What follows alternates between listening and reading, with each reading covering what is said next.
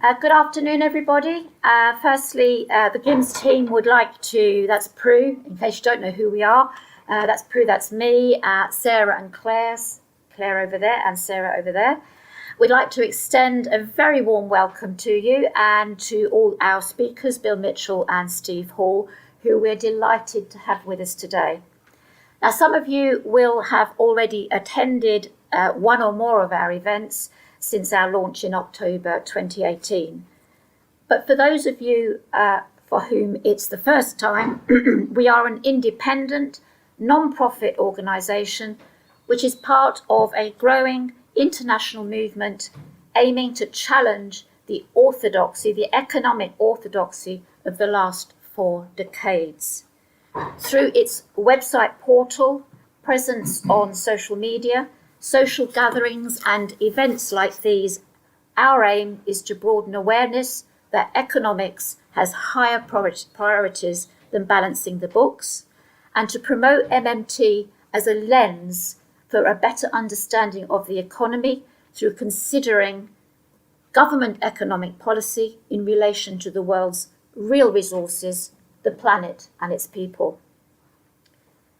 Now, in the light of the last year's general election and at a time of great change and political, social and environmental uncertainty, both nationally and globally, it is even more vital to challenge the economic orthodoxy which has informed the political agendas of successive governments, both on the right and the left, for decades.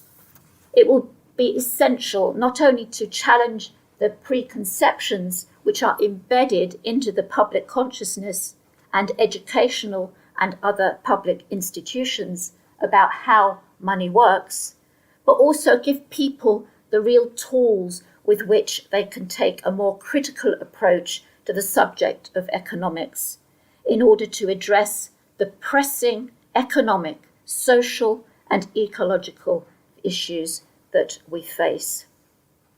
Now, joining us today to discuss these issues and to explore what the next steps might be, we are delighted to welcome our first speaker, Professor Steve Hall, who, as well as being an emeritus professor of criminology and founder of the Realist School in Social Science, is also a prolific author. His co-authored book, The Rise of the Right, English Nationalism and the Transformation of the Work of Working Class Politics, published in 2017, predicted the recent defeats of the liberal left in Western elections and emphasised the importance of economics and universal ethics in the politics of the future. So I'd like to give a warm welcome to Steve. Thank you very much. Thank you.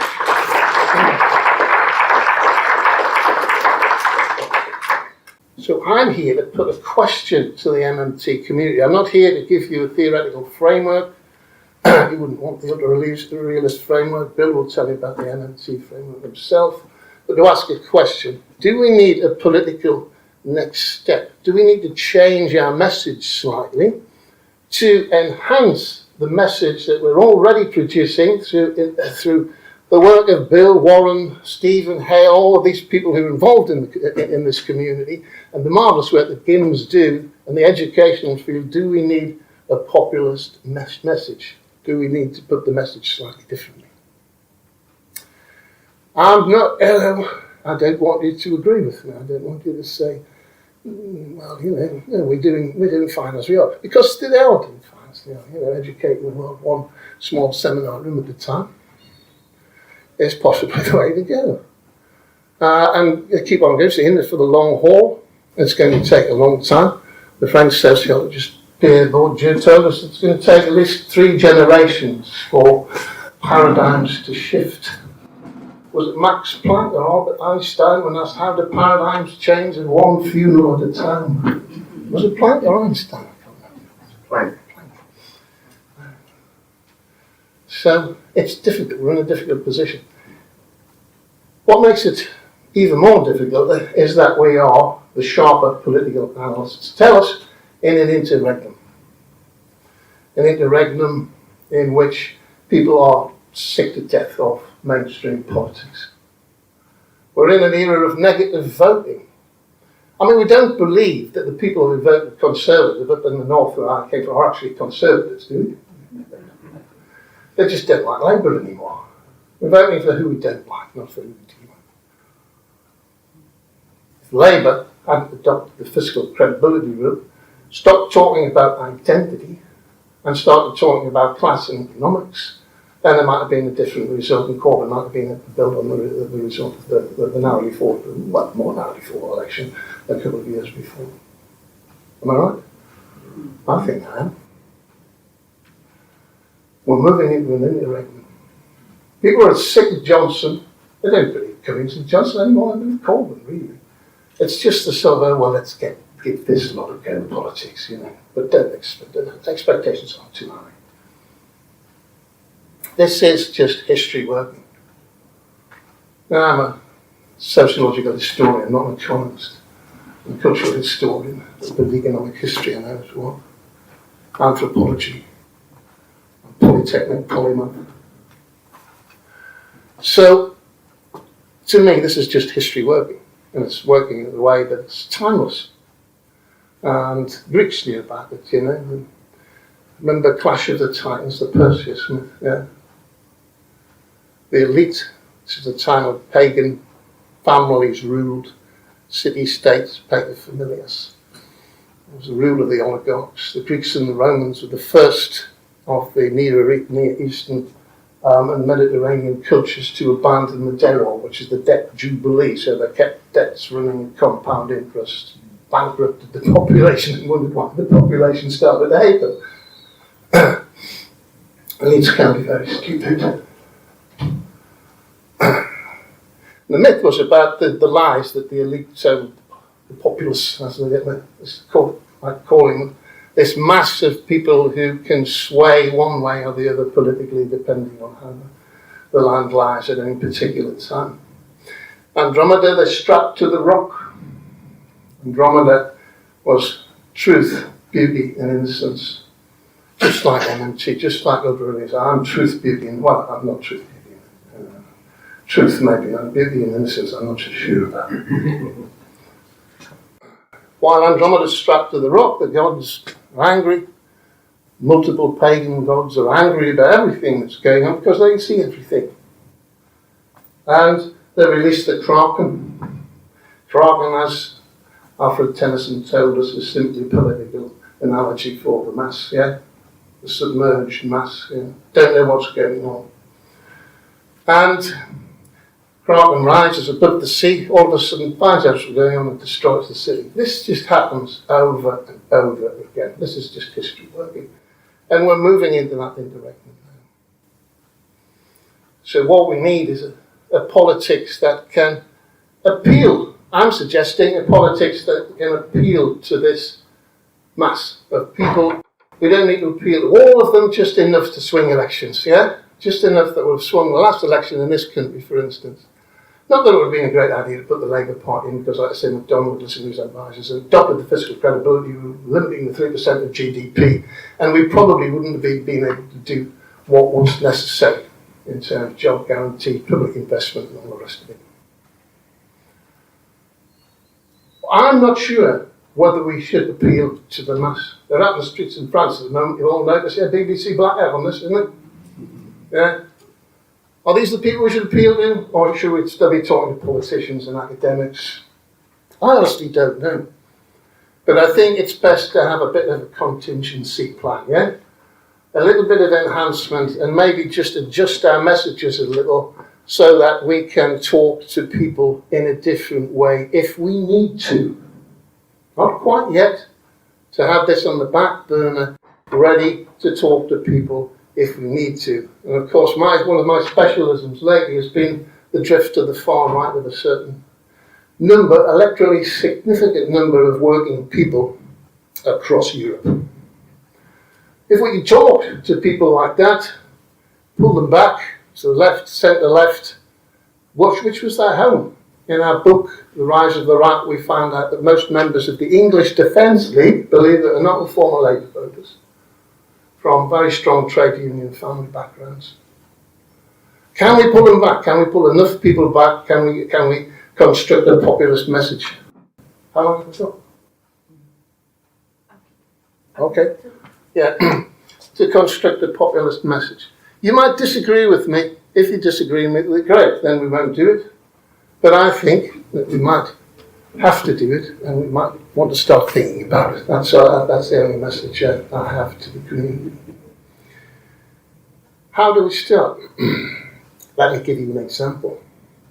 One of MMT's very true stock principles is that taxes don't pay for public spending.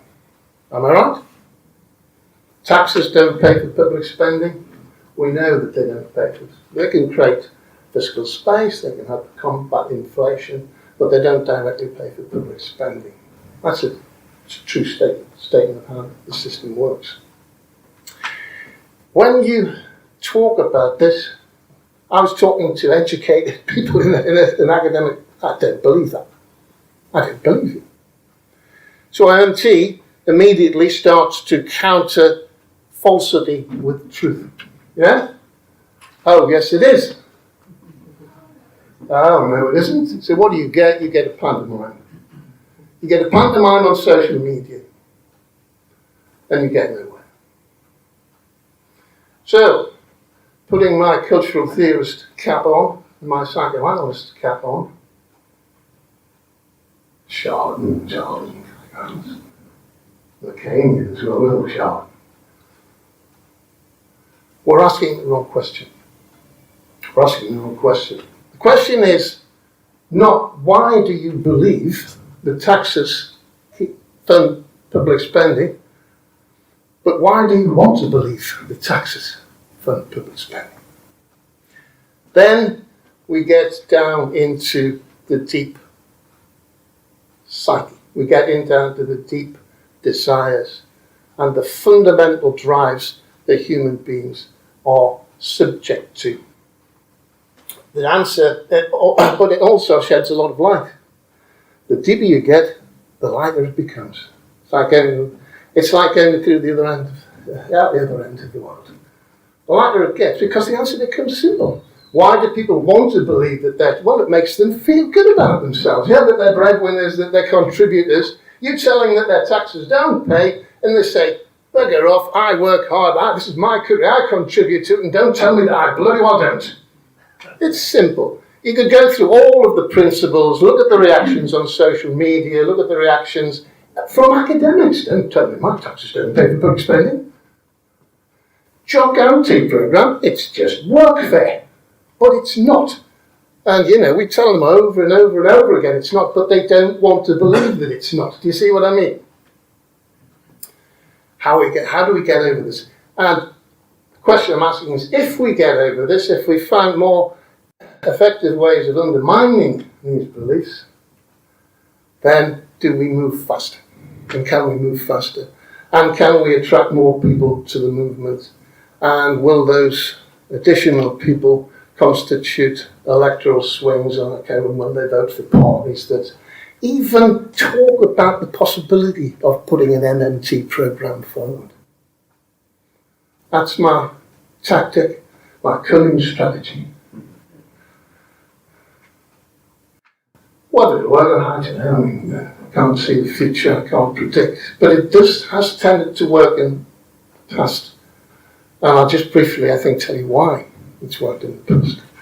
Certainly worked in 1945, 1970s when, Labour Party used to win elections with economic programs. We had people like Tony Benn, Peter Shaw around. The reason was that the Labour Party at the time, and even socialist parties that remained on the fringe, had the sense not to directly confront people's core beliefs. Now, there are lots of core beliefs. Well, no, there aren't. There's a cluster of core beliefs. But one core belief overwhelms all. And I just want to talk to you a little bit about, just to show you how core this core belief actually is. And it's quite daunting. Some people in the movement find it quite depressing. I do, because I think that just simply brings the challenge into stark relief before us, yeah? It tells us what we're up against. Most people, when you tell them that the state government is the producer of currency, and you have to run around acquiring the currency to pay your taxes, which can give it an initial boost of value. This is how it happened in the ancient world. The first large-scale economies in the Near East ran on credit.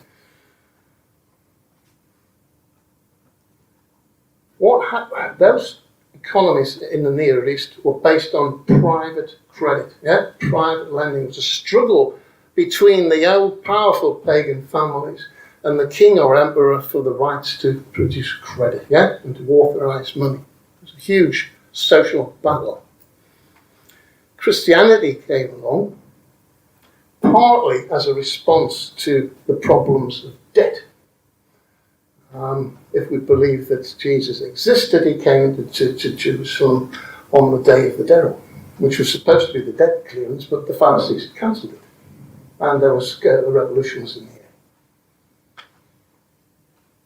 Cancelling debt was one of the ways that the ancient world, periodically cancelling all debts, restarted their economies.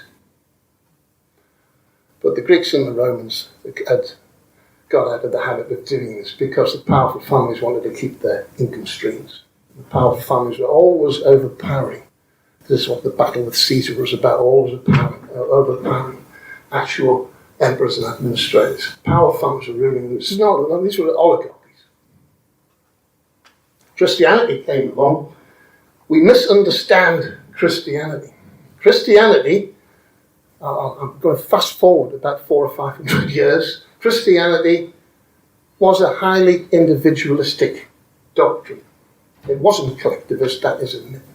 It has attempted at various times to organise itself collectively, but it has always failed. Because it was from the beginning an individualistic doctrine.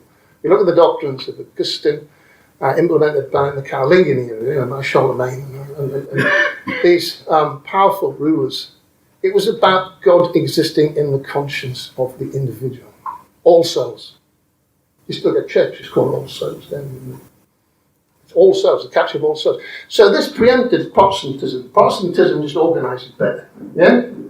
This preempted Protestantism. It is highly individualistic. It's about the individual. Fast forward a few hundred years, read about the history of the journal The Economist. What was the great fear in the bourgeois mind of the 19th century was the state and the demos, the populace, the kraken, call them what you want, coming together. It terrifies them. Because each thing that happens in the world to satisfy this ancient belief system, yeah, it's still with us. Still with us. We still believe, well, Nietzsche took it to the extremes, the existentialists, that, that our own conscience is all there is.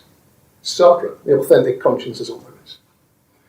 Economists economized this notion and said that anything that isn't the choice of the individual is profane, it is evil.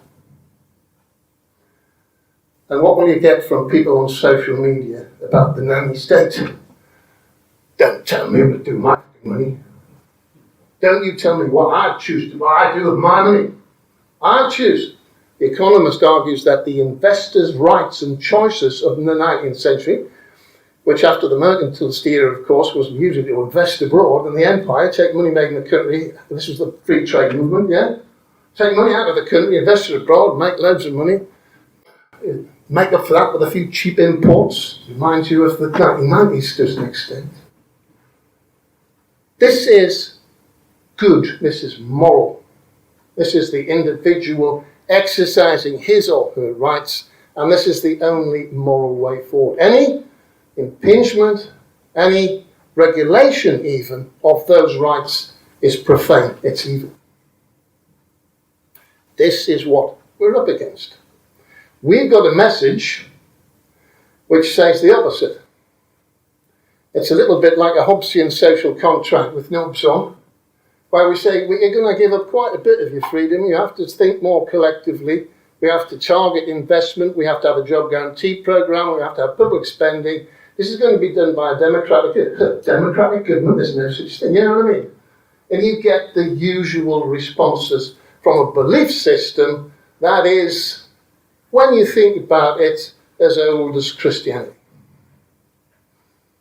The idea that this all began with Martin Luther nailing his articles under the period is nonsense. This is ancient. Individualism is ancient. Individual rights. How do we get over the hump and start to attract more support from ordinary people, and not by directly confronting their falsities with our truths? We can continue to do that in educational sessions like this one, yeah? For interested parties. Interested parties come to these sessions because they have open minds, yeah? And they want to think game. That's fantastic. I love it. I love being in these sessions because I'm surrounded by people with open minds. Do most people have those open minds? On balance, probably not. Fairly closed-minded. I found that in the academy as well as on the social media and amongst the population in general. So let me give you an example of what I'm talking about. Stop talking. Well, let me talk a little bit more theoretically, just for a few minutes, and I'll give you an example. The other realist model, the framework we use in social science, I was only kidding about it being unpopular. It's starting to get more popular about it. I'm told. I don't care, I'm retired. But it's getting more popular about it. We're not Lacanians, but we use a Lacanian framework. It's actually a transcendental materialist framework. It was a American philosopher, Adrian Johnson. I don't want to go into the theories, that would take all afternoon. Essentially, we use a Lacanian model. And I think it's important to think about this, because I think just as modern military theory is the best description of how the fiat currency model economy works, I think that Lacan's system is the best model of how society works. We are born into the real, capital R. Yeah? The real is not reality. The real is just what we don't know. This is like a child under 2 or 3. Yeah? Hegel called it the night of the world, or the night in the world, that you get mistranslations of it. Phenomenology. There are 2 types of real, though. There's the natural real, stuff we don't know about, stuff that science hasn't explained yet. The roots of schizophrenia, for instance. Haven't explained it. But there's also the artificial real, the concocted real, the stuff that politicians don't tell you about. Yanis Varoufakis' book, Adults in the Room, when he was talking to Larry Summers, he said, we're going to tell you stuff that we never tell people about. If you tell them about it, you're out of the club. You told them about it, and he was out of the club. He didn't care. Adults in the Room. This is the construction of the political real, in Lacan's terms, capital R. This is not reality, not small r. This is the real, the night of the world. The human being emerges out of the real into the imaginary. This is the world of misrecognitions, the movies and adverts, telling you who you are, who you're not, who you might be. Use your imagination. This became a cult in the West after following the philosophy of G.H. Moore and the Bloomsbury bonkers people, the motivists. The world is as you feel it. If you feel the world is as it is, then that's how the world is. It's almost Bishop Berkeley, isn't it? In this idea that the forest only exists when it's in front of you. Crazy stuff. To a hard bit in Northern Ireland, that's all just complete nonsense. Coal mines and steelworks and things, that's the reality. Cow shit and black crows. You move into the imaginary, children get locked into the imaginary, and we encourage it, and we should, because imagination can also create wonder and also create curiosity, and we can move forward. We should enter an order of symbols. That's what MMT is. It's just a symbolic order.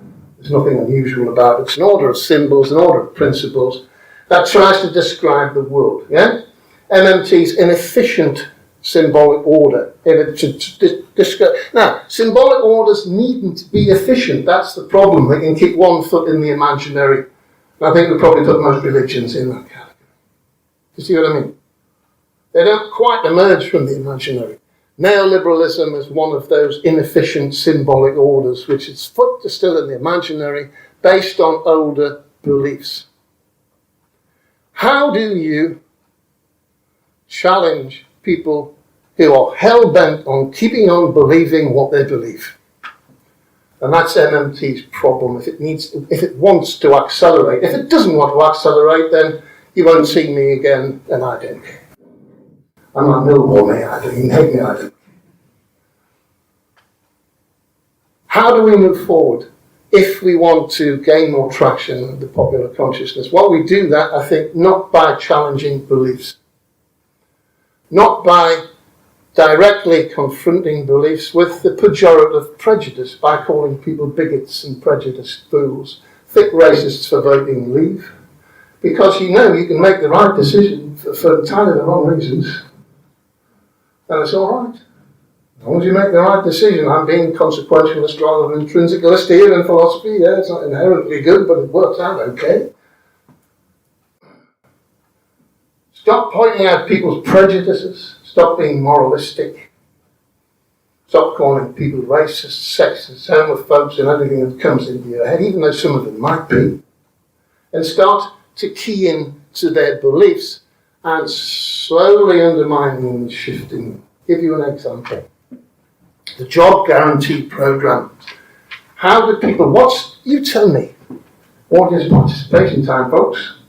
You tell me what people say about the job guarantee if they want to sink the idea and really criticise it. What's it like? Non-jobs, workfare, even worse. It's just bloody workfare. That's all this is. Dismiss it. Poor old Warren got his arse ripped off on social media last night. He couldn't answer this. Couldn't answer these questions without getting tetchy and without getting, no, you're wrong. And he's right, they are wrong. Yeah, he's absolutely right, they are wrong. But undermining these beliefs is very, very difficult. It's not workfare. People I talk about the job guarantee at North saying, yeah, I'm not walking around a bloody yellow vest with dog's body written on the back. Because that's what I'd be. Again, it wounds their pride, yeah? Just the same as the non-taxpayer, you're the non-worker in the non-job in your mind. And this is the neoliberal imaginary, capital I, working. Yeah? So how do we undermine this? By talking the other way round, yeah? By talking about the practical consequences and what they're not, preempting critique. This is not a workfare program. This will be a fair program. Yeah, proper jobs, putting this right at the front of our discourse. Not just shouting, taxes don't pay for public spending, not just shouting, we've got a job guarantee program. We're telling people exactly what it's about, yeah? And also, people are individualistic. Our research showed that during the deindustrialization, how am I doing? All right, a few more minutes? During the deindustrialization process, I'm just reading this. During the deindustrialization process, so many working class people automatically overnight became entrepreneurs, yeah? Read my old pal Dick Hobbs's book, Doing the Business, especially in the East End of London. Damn, what, you know how many? Tokyo, New York and London, but mainly London. Became entrepreneurs overnight, highly individualistic, agents, not wanting to sit and moan and whinge about lost jobs. Up north, it became Enterprise City, yeah? Everything from tattoo shops to hedge funds, the hedge funds they were all moving into our enterprise. So you don't challenge that, you don't say, you wrong, you should be a socialist, you should be a collectivist. You've got to work with that. So let's talk about what MMT can do for small business startups. We don't want the state running cafes, do we? No, I don't. I don't want the Cuban model. Still a socialist, don't tell anybody, I still am. But I don't want that type of socialism. Don't want Eastern Europe, I don't want Cuba. So you've got to really talk to people from where they're at, understand the prejudices, understand the power of these beliefs, and start to gently move them in your direction. This would be good for business startups. You still need to pay taxes. We need your taxes. We need your taxes to redistribute wealth, to help combat inflation, to create more fiscal space or whatever. I'm probably getting all that wrong, but I don't care. They won't know what I'm talking about anyway, but we still need your taxes, yeah? We need your taxes. We need you. And then you key into this ancient belief system about the power of the individual and agency and choice. And I could go on for hours going through all of the other principles about how we slightly, and these are minor adjustments, aren't they, in the messages? Minor adjustments in the messages.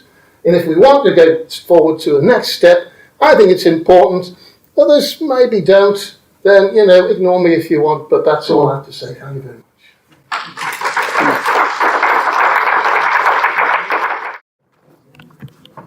Thank you, Steve. I'm sure that you'll all agree that was quite a thought-provoking presentation. I'm sure you've all got some questions, but in the interests of using our time as effectively as possible, we'll do the Q&A at the end of the session. So if you've got some questions, just please keep a note of them. Our second speaker today, whom we're delighted to have with us, is Professor Bill Mitchell.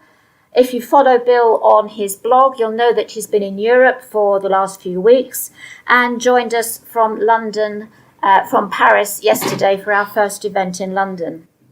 As always, Bill, it's a delight to welcome you, and we'd like to thank you for all the encouragement you have given to GIMS since its inception. We're very grateful for your support.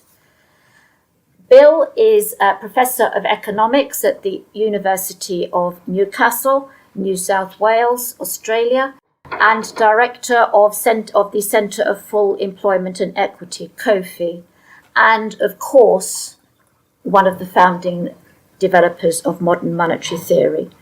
He's a prolific author, Reclaiming the State, co-authored with Thomas Farsi, which was published in 2017, and of course his most recent academic textbook, Macroeconomics, which was co-authored again with Professors Randall Wray and Martin Watts, which was launched last year in London. Bill is currently working on a new book, again co-authored with Thomas Farsi, and will be a sequel to Reclaiming the State. So please give a warm welcome to Bill.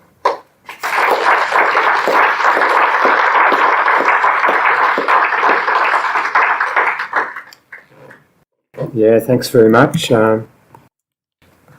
This is my 19th talk in 17 days, I think.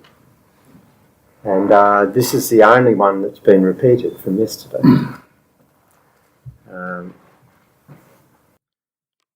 It's not going to support me. Right. And what I want to talk about today is not specifically MMT, because most people have heard that before. I want to talk about where it fits into a progressive agenda with what I think is going on about a paradigm shift in economic thinking. Now, a few graphs. My profession, there you go.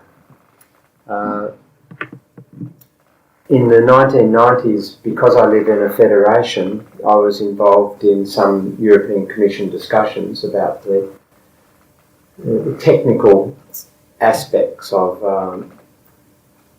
what was going to become the European common currency.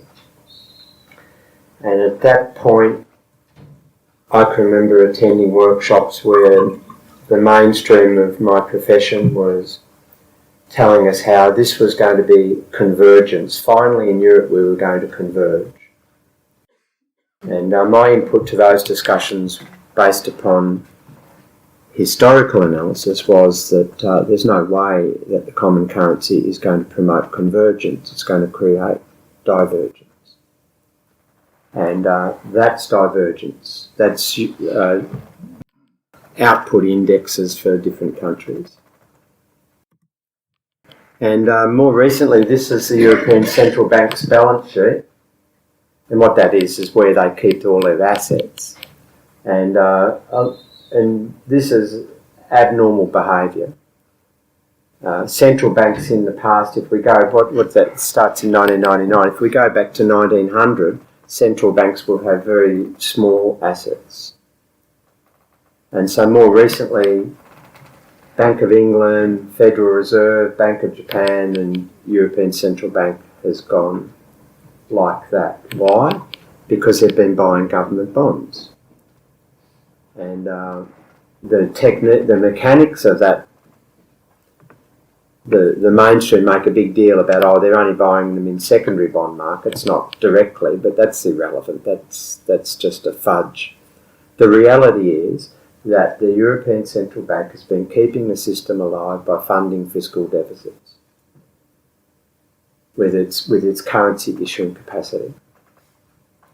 And my profession says that when the central banks do that, you get hyperinflation.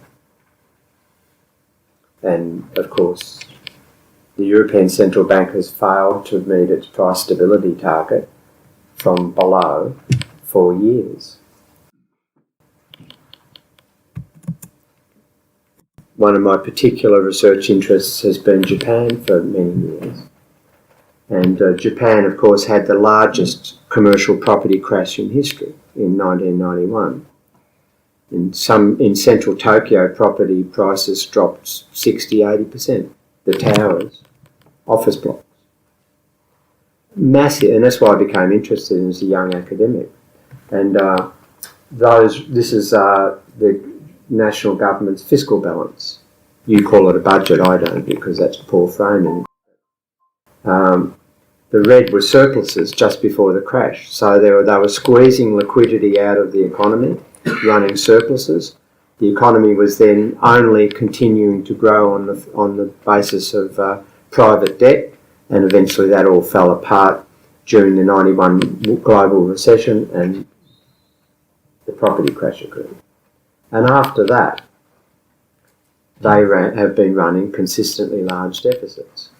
And every time they've tried to reduce those deficits, I can't show you with the pointer doesn't work, does it? Does the pointer work?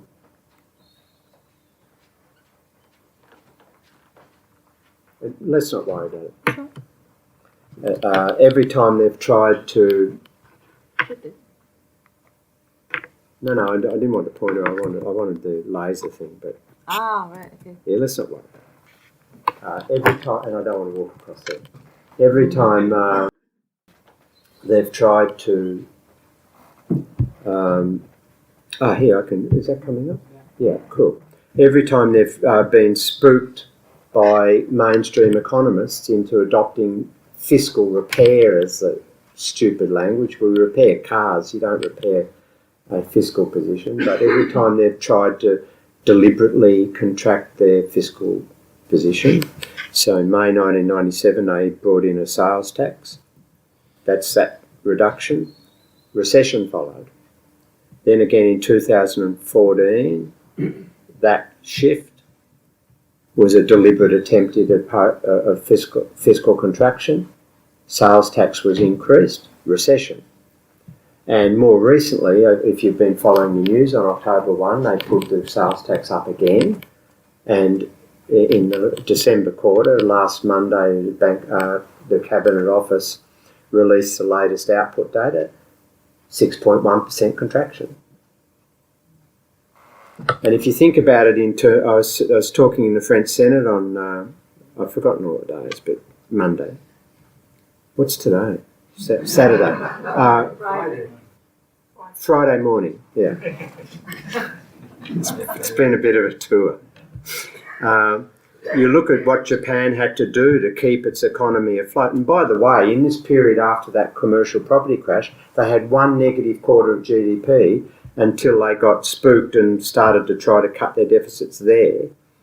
But if you think about these are 10% of GDP. That's 10% of GDP. That's 10% of GDP. That's 9.8 and something. You think about that in the context of the European Stability and Growth Pact, which has a maximum of 3% as being the maximum allowable. Well, it's not even in the same ballpark. And that's their national debt, 250%, approximately, largest in the advanced world. And that's the Bank of Japan's holding of public debt. They currently hold about 43%, so they've just been funding the national government through their currency issuance. And since Shinzo Abe was elected, 2012, they've basically bought all of the debt in various through the secondary bond market. Now, that's their percentage of debt holding, about 44% now. This is about a few months old. So if there's any economists in the room, you'll know what the mainstream economists tell their students about that. They would be, and if you go into the literature, you'll find in the 1990s that the mainstream macroeconomists were predicting rising yields on bonds. So why? Because the debt was getting high, the deficits were continually sustaining, and allegedly the bond markets would see the risk of insolvency increasing progressively, and therefore increased risk of holding that debt which may not be repaid, and as a consequence they would demand higher yields because of the higher risk. That's what all the textbooks show, that's what graduate schools teach their students, and that's what the students go into policy making institutions like central banks and treasuries thinking and believing. And they predicted that because the central bank was buying so much government debt and indirectly creating currency to fund government deficits, then there'd be accelerating inflation into hyperinflation. And they also predicted that there'd be rising interest rates because all of the financial assets are arbitraged, is the jargon, but if you've got rising bond yields, well then interest rates have to rise because otherwise nobody will, the loans have to go up as well. And that's what they predicted. So this is what happened. Japan, that's the annual inflation rate. Japan's been fighting deflation since. That's falling prices levels, not just slowing down inflation, that's falling price levels. The red is deflationary periods, but low inflation. The target so-called discount rate, that's the monetary policy rate that the Bank of Japan announces every month. That looks like zero. Looks like zero. And is. And here's the bond yields on 10-year bonds. They're now negative. Do you know what negative bond yields means? It means that investors are lending money to the government of Japan for 10 years and then paying them a fee to lend them. That's what negative bond yields mean. And this is the Tankan survey of inflationary expectations of the firms who set prices. That's what they think is going to happen, as flat as you can see. They don't think there's going to be an inflation in there, and all their decision making in terms of production and sales decisions are not predicting any inflation. And so this is the real world. This is actually the real world. It's not the fictional world that mainstream economists teach their students, policymakers tell us in political processes, the media reports every day, the debate in your country about Brexit was a fictional debate in terms of economics. The whole meresma in the European Union, the whole justification of a system of a neoliberal cabal that is destroying the prosperity of ordinary citizens and transferring massive income to the top end of town. It's based upon a fictional world. And what's happening now this is what it's created. And I'm not going to go through all of those things. You can pick ones that matter to you. But it's affecting everybody. And as I'll show you, it's affecting surprising people are now being affected by it. But it's all those things. And it's not only just a social crisis. The ecological crisis is now becoming more understood. Just the other day, a whole part of West Antarctica's chipped off and starting to float away. The bit of Antarctica that sits on top of the sea level. That's the first bit to go. And, you know, I know that there's this discussion in the climate action lobby that says, let's not contaminate it with liberal issues, social liberal issues, like poverty and employment quality and urban renewal and good education and good public services. Let's not contaminate it with that, because if you contaminate it with that, the right-wing conservatives will never buy into it, and therefore you'll lose action on the climate. But that's a failed strategy too, because the climate issues are intrinsically linked to the social issues. They go together. It's a neoliberal problem. And this is an interesting thing that you may not be aware of. Increasingly I talk to the top end of town, to the big investment bankers, the big pension funds, the big insurance funds. And they've been coming really spooked and being very interested in MMT and my work. And so I get the call. And what you learn from those people, and this is as polite as I can say it, a whole stack of sort of hippies and activists don't have much influence. These are the guys that have got the Prime Minister's phone numbers on their mobile phones. These are the guys that meet up at the golf clubs and talk to each other, talk to the politicians. And what they're saying is that their business model's now being undermined. It's being undermined by the obsessive reliance on monetary policy and the fact that we've eschewed the use of fiscal policy and turned it into an austerity machine. Now, why does that matter to them? Well, what's happened is that monetary policy is a relatively ineffective macroeconomic policy tool. And that's why we've had these extremes like that balance sheet of the ECB and the Bank of Japan. They've been going flat chat to try to push inflation up, and they can't. They've been going flat chat using all of the tools available to them. Interest rates are low and negative. Huge bond buying. Zero cost loans to commercial banks. And they don't move the economy in the direction that they think. And that's because it's a failed macroeconomic model. But what that reliance after, we started off with low interest rates, then we went boom, boom, boom, and now we've got huge bond buying processes and all the rest of it after 3 decades of this stuff. Well, we've now got a situation where the business sector, the financial sector, don't have investment opportunities that provide them with sufficient profits. And this last point is very important. We've got this thing called maturity mismatch, now chronic. What does that mean in English?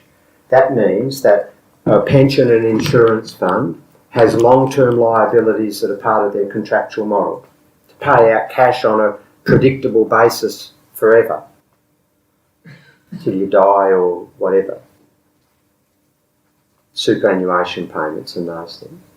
And they use their asset structure, their investment funds, to invest and generate returns, which they hope are timed in cash flow and of sufficient size to meet the liabilities. So they want to match their assets with their liabilities. And what's happening now with this monetary policy being pushed to extremes, they're not generating enough returns on their asset side to meet their long-term contractual liabilities on that side. Now, what do they do in that context? Well, what they're doing all around the world is shifting their assets into increasingly risky positions. So pension funds typically have had low-risk asset positions because they don't want to go broke, because they've got all these liabilities. And regulation has been forcing them to take those risk-averse positions. But increasingly, the regulation has been lax, and they're moving in their asset structures into more and more risky positions, and now several of the largest European pension funds and insurance companies are at the risk of collapse. And they know that, and the big investment banks know that if they invest in these funds, they're now at serious exposure to losing big time and destroying their own businesses. And moreover, they understand, and it takes a while, but they've understood during the GFC, my profession was telling them, okay, yields are going to go up really high because of all these deficits and public debt. And when yields go up, bond prices fall. It's inverse. And so if you go long positions, if you start taking speculative positions in bonds, if you expect yields to go up, well, then you're forming an expectation that bond prices are going to fall. And you're exposing yourself to the risk of capital loss. And also, my profession said, because of all of that QE and stuff like that there'd be inflation, as I said. And so the best investments when there's inflation is to get into what we call real assets, like real estate, because those assets go up with inflation, the value thereof, and you get some sort of protection against the value of your investment in real terms. So they were shifting their portfolios accordingly, listening to the mainstream economists, and they've realised that none of that happened. They lost money doing that because bond yields fell and bond prices rose. So they would have actually made capital gains if they had gone into bonds. And real estate hasn't gone up as much as was predicted. So those investments haven't really protected them. So we've now got a new lobby fighting against the neoliberal consensus. That's the surprising point. And all of those things are driving what I'm thinking is starting to become a paradigm shift in economics. We're somewhere into that shift now. The mainstream consensus is breaking down. People are working out. So there's different forces driving it. The anti-establishment revolt, I was in Paris the other day, their streets are full of people with yellow things on, and the students are about to join up with the yellow vests in a national strike, an indefinite strike, and I'm old enough to remember 1968. We're getting back to that degree of social unrest and social instability. In your country, Brexit's about an anti-establishment revolt. Whether you like it or not, that's what it is. It's a system that's failed people and we don't need to go into how they perceive it. They just feel that it's failed them. So they retaliate against the elites, the elite position, the position of London intellectuals and all of this. They're the elites. I'm part of the elite, sorry, for me. And you can see it in different political jurisdictions, the anti-establishment revolt. The SPD in Germany now is finished. The Socialist Party in France is probably dead in the water. Dare I say, the Labour Party in Britain is probably dead in the water, if not generationally behind the eight ball. The Labour Party in Australia is dead in the water, because they have bought into the macroeconomic consensus that has delivered chaotic outcomes and destructive outcomes for the people who they were meant to represent. The Labor Party in Australia was formed as the political voice of the trade union movement at the end of the 19th century. That was what its role was. And it's been completely, because of the people who go into the Labor Party used to be so-called blue-collar workers. Now the people who go into the Labor Party politically are university-educated lawyers who some of the blue-collar workers say have never done a hard day's work in their life. I don't say that. But that's the problem. And that's progressively, that dislocation has happened in all of the progressive parties. They've abandoned the progressive space at the economic level where people know it matters to them. And you've got the central bankers now joining the club because they've now, Madame Lagarde the other day was saying you've got to have more fiscal policy. And this is in an environment where the European Commission is having their big budget fight for the next several years, and they're arguing about the difference between 1% of GDP and 1.046%, where they should be really agreeing to about a 30% fiscal budget for the EU of GDP. That's what it needs at a federal level, not arguing about the toss, and Germany's implacably opposed to 0.047%. That's what we're up to. This is the orthodoxy that both on the left and the organised left and the organised right. That's what they're arguing about. In Australia at the last election, the Labor Party lost the unlosable election. We had the most corrupt, incompetent Conservative government that I can ever remember, which means about all of history. The Labor Party should have just been an absolute shoo-in. But they were arguing that, and our unemployment benefit, we've got 13.9% labour underutilisation. That's underemployment and unemployment. We've got an unemployment income support payment that's below the poverty line and the gap's getting worse. And you've got the Labor Party, the party of workers, saying they won't consider going into the election, won't consider putting up the unemployment benefit if it damages their surplus estimates. Well, that's just end of the Labor Party of that stuff. And so you've got these central bankers now are realising that they've just been pushed to extremes, and they're backing up too.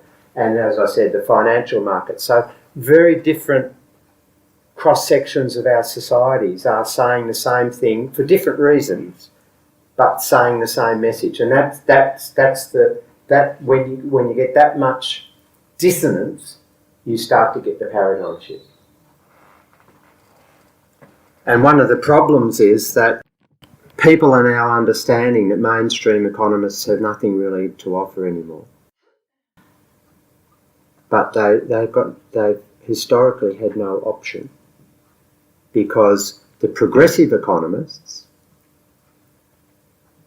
from about the 1970s got lost in postmodernism and abandoned the macroeconomic space. Now, I don't want anyone in the room to say that I think identity issues, gender, race, sexuality, all of those things are unimportant. They're crucial parts of the progressive agenda. And people who study those things, it's a valid area of research. And we've made great gains in society understanding those sensitive issues and reaching tolerant viewpoints about them and overcoming prejudice through education. That's fact.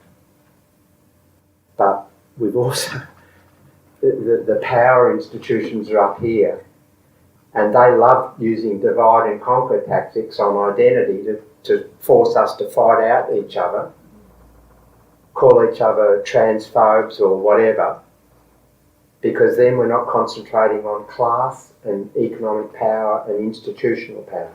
It's better that we all fight among ourselves at a personal level about each other and let them have their own little hegemony up there.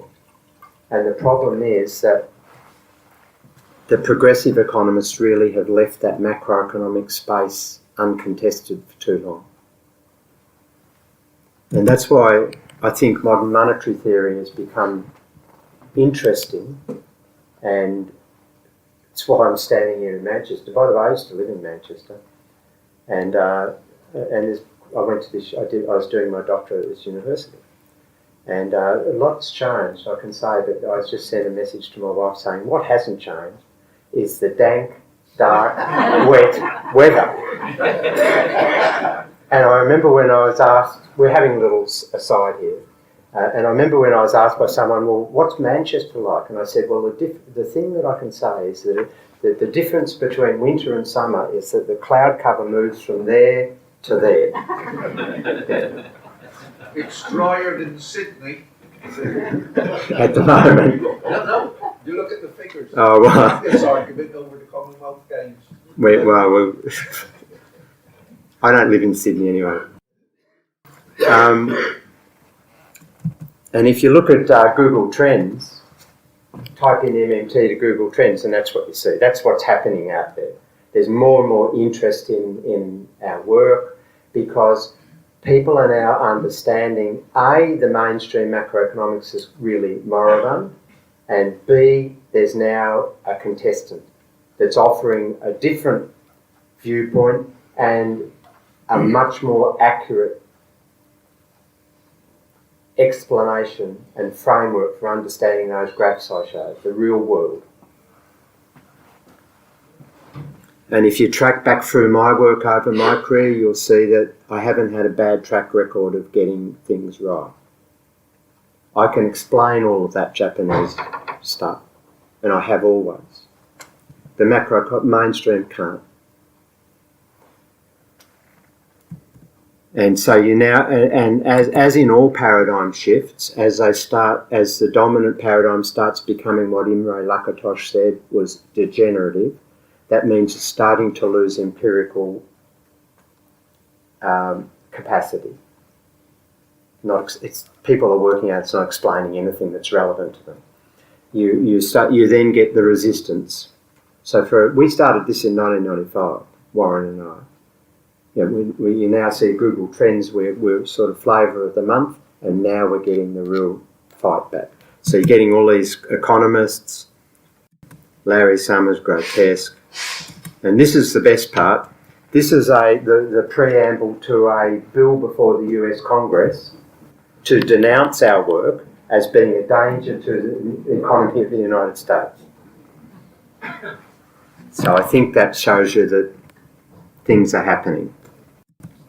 And as I said yesterday, you might confuse those rats with some of these mainstream economists. Because the other thing that happens during early days of paradigm shifts is that some of the mainstream start to realise they're on the wrong side of history and then start to shift in ways that they try to co-opt the new stuff and reinterpret and bring it back into their stuff as if they knew it all along. And you get really senior economists saying, well, we knew this all along. Nothing new in here, nothing new to talk about. And so you start getting, headlines. We're getting headlines like this all the time in the mainstream press. And here's Olivier Blanchard. He's loving Japanese deficits. Well, you go back and read what he was saying in 1990. And you go back to 2012, he was the IMF chief economist in the second bailout agreement for Greece, which devastated the economy. And if you really doubt how bad the EU is, if you're still a Remainer in heart, I urge you to go down to Athens. I was there on Monday and this week. They've destroyed a country. And I asked, I'm good mates with Yanis Varoufakis, and I was on my way to talking to him on Monday at the Parliament. I said, when I got there, I said, "Is it a public holiday today?" And he said, "Why are you saying that?" And he said, "No." And to me, it looked like a public holiday in Sydney or Melbourne because there were all these working age men in the street, like stacks of them, and lots of kids in the street. It was a Monday morning, a working day. And he said, no, that's kids who don't go to school anymore, and it's the unemployed men. And kids begging on the streets, for God's sake, in an advanced country of Europe. and men looking really dishevelled because of poverty, without work, just begging on the streets and touting and doing all the stuff that you see in the poorest countries of the world. And Olivier Blanchard was the architect of the policy that said that if they hack into government spending, then Greek will have what's called growth-friendly austerity. Or the other term that the IMF was using was fiscal contraction expansion. Now, so that was early in 2012. In October, the IMF put out a paper saying, mea culpa, we've made a mistake. Our modelling on the expenditure multipliers, which tells you how much income losses will occur as a consequence of cutting government net spending, they admitted that their models had actually made an error. And the error was dramatic. It was the difference between, and we won't explain the technical matters, of a below 1 multiplier and a 1.67 multiplier. Now that difference is fundamental. Everybody who knows anything knew that what they were doing to Greece would destroy it, because the multipliers are about 1.67. Anybody who's not in the groupthink and the mainstream knew that would happen. Anyway, now he loves deficits. And we've got this, and we've got this, and we've got... And Mario Draghi, in his final press conferences, said the ECB should now examine new ideas like MMT. This is paradigm shift going on. This is the main conservative financial paper in Australia. This is what all the businesses get all their stuff from. That's a headline a couple of weeks ago. And if you probably can't read that. Conventional economics in the ellipse.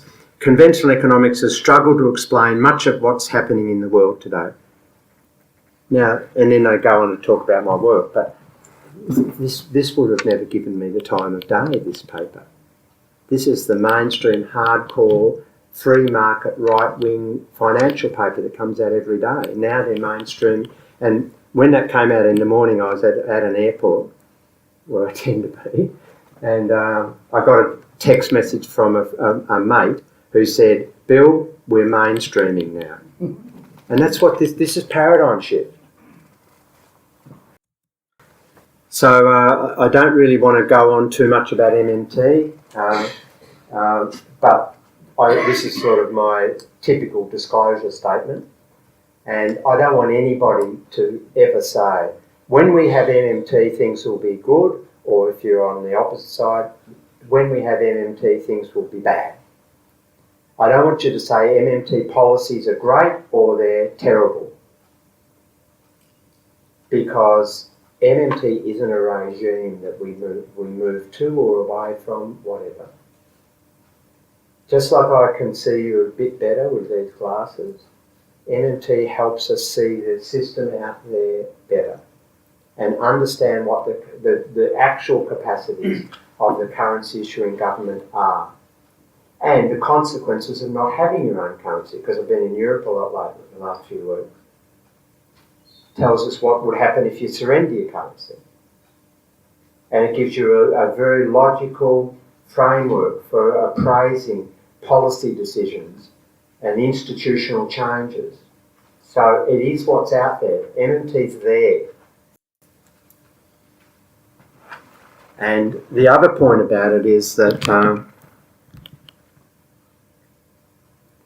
there are no real MMT policies.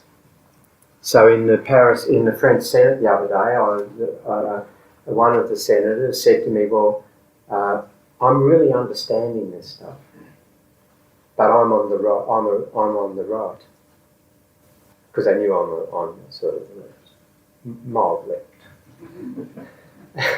And the point is, I've been heavily criticised by some of the progressive community for engaging and giving advice to Shinzo Abe's government in Japan. And I know a lot of the senior cabinet ministers in Japan. They're Liberal Democrats, they're conservatives. but they understand MMT. And my feeling as an educator has always been that a lot of the conservative positions are based upon fear and ignorance. Now, Steve won't like me saying that, but he can go jump.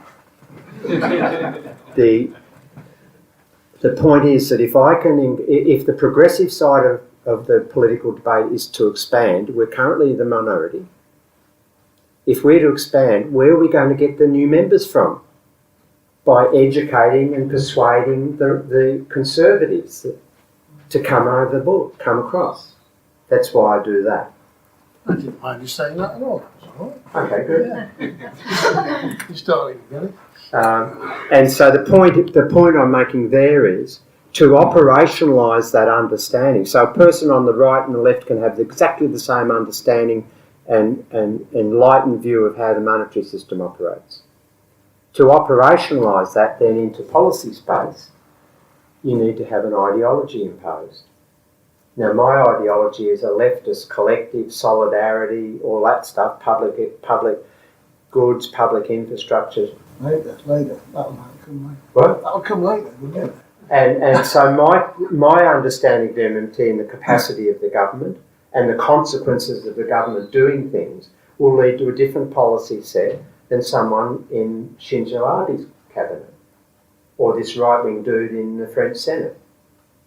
But we still have the same understanding, and that's you should have that clear in your mind. I see it on Twitter all the time. Oh, when we have MMT, it'll be a disaster. Or won't it be great when we all have MMT? Well, it's both wrong. And I'm just going to hurry now because we don't want to be here too long. And I'm going to catch a train at 5:10. I thought actually when they invited me to speak in Manchester, I said, wouldn't it be nice just to stay in Manchester overnight and go walk around the streets that I used to hang out a bit, and then I quickly changed my mind. Weather, only weather. So the most basic insight is that when you have your own currency, like the British government, then you face no financial constraint on your spending. And I'll come back to how the constraint concept evolves in MMT. But what it means is that a government can buy anything that's for sale in its currency whenever it wants to. And there's consequences of doing that, and I'll come to that next. But also what it means, and my particular focus has been labour markets and unemployment and employment. And I'm sick to death of hearing politicians say we can't really reduce the labour underutilisation because we don't have enough cash. Well, that's just a lie. And what if you reach an MMT understanding, then you know that the government chooses the unemployment rate, and you know that it's a political decision to have mass unemployment, not a financial or an economic decision. It's a political decision. And if we all have an MMT understanding, then the quality of the political debate has to rise, because we just wouldn't tolerate politicians talking in this fictional world that my profession has created. They'd have to come clean and say why they're not solving 10% unemployment or whatever it is, or why they're not going to do a whole stack of stuff about climate change.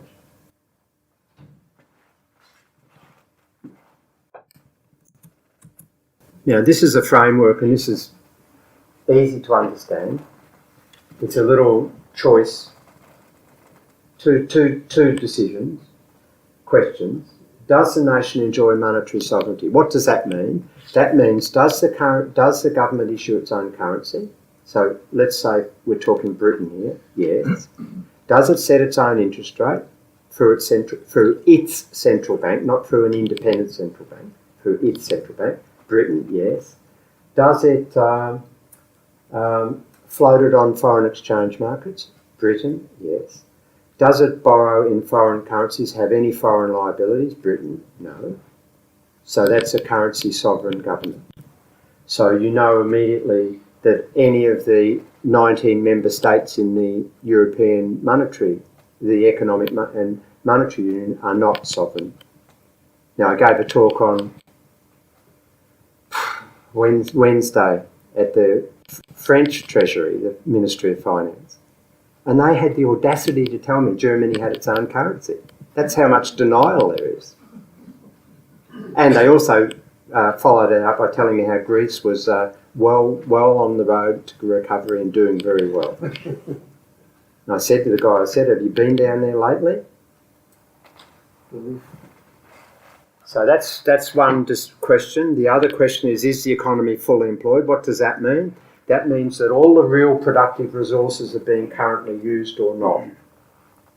And it extends beyond labour resources to capital and those sort of productive resources. So they're simple. It's a simple framework. So let's look at it. If we answer yes, then what constraints are there on government expanding spending? A currency issue in government. What are the constraints? Well, they're real constraints. What does that mean? That means currently all the resources are being used, productively deployed. And in that context, if the government wants to expand its spending, then it's going to be competing for those resources with the existing users, and that will drive up market prices of those resources. That's what we call inflation. If they keep doing it, it accelerates, and an accelerating price level is inflation. And so if the government, in this situation, they face a real resource constraint, and if it wants to expand the size of the public sector, say they've got a political imprimatur to increase the public sector to fight climate change, which means it's got to get more of the available resources into the public sector. Well, then it's got a problem there, because if it tries to do that by buying those resources in the market, it'll push up their prices because it's got a real constraint. And so in that context, what it's got to do, if it wants to expand the public sector and expand the use of those productive resources for the public sector and take them out of the non-government sector, then what it has to do is deprive the non-government sector, the existing users of those resources, of that use. It's got to somehow undermine our ability to buy those resources. One way it can do it is to increase taxes. Impose taxes, because taxes reduce our purchasing power, which means we can't buy those resources. And so you can think of taxes as creating unemployment. And as government spending then brings the unemployed resources back into the public sector into use. Now, the taxes don't have any connotation of funding the spending, because the government issues the currency. The taxes are to deprive us of being able to spend, to create the real resource base that the government can spend into without creating inflation. Now, that mainstream economists don't think like that at all. That's a fundamental shift in thinking. Now, think about this situation. So we've got mass unemployment or underemployment. We've got idle resources that could be utilised more intensively. In that context, there are no constraints on the increase in government spending. The government can increase its demand and use of the productive resources without creating inflationary pressures up to a point, and there are no constraints. Sorry, none. Now, take a situation like one of the Eurozone countries. They're not monetary sovereign, they use a foreign currency. For each of the 19 member states, they use the euro, which is a foreign currency to each of them, because they don't issue it. Now, in that case, if they're at full employment, they have a real constraint in the same way that I explained previously. But they also have a financial constraint, because if you don't issue your own currency and you want to spend the currency that is foreign to you, where do you get it from? Well, you've got to get it from taxes, or you've got to buy it from get it from borrowing. And so in the first case, yes, a currency issuing government is never operating at the behest of the bond markets, whereas a currency using government, like the EMU governments, are ultimately at the behest of the bond markets. And we know for sure that the motivations and aspirations of the bond markets are rarely going to coincide in any meaningful way with the ambitions of achieving progressive societal well-being. You've got a mismatch between agendas.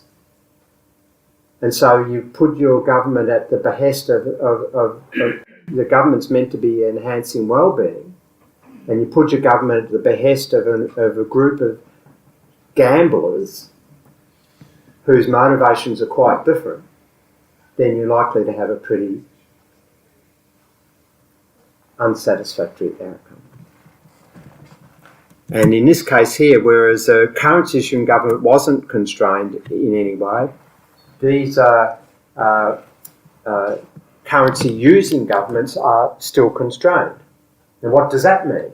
Well, that means that you might have 10%, or in Greece's case 25% unemployment.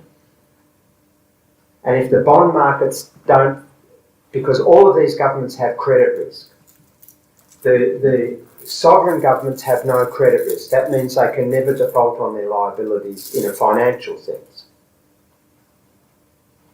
And the bond markets know they've got no credit risk. Britain has no credit risk on its debt. Whereas Germany, and particularly then all the other 19 member states, have credit risk of varying degrees. Germany's got low credit risk, but it's still got credit risk. Italy and Greece have got large credit risk. And the bond markets know that. And so if they have, and typically you'll have mass unemployment when the economy is doing very badly, obviously. And when the economy is doing very badly, the fiscal deficits tend to go up because you lose tax revenue because employment's collapsed. And so the deficits are rising as an expression of how bad your economy is.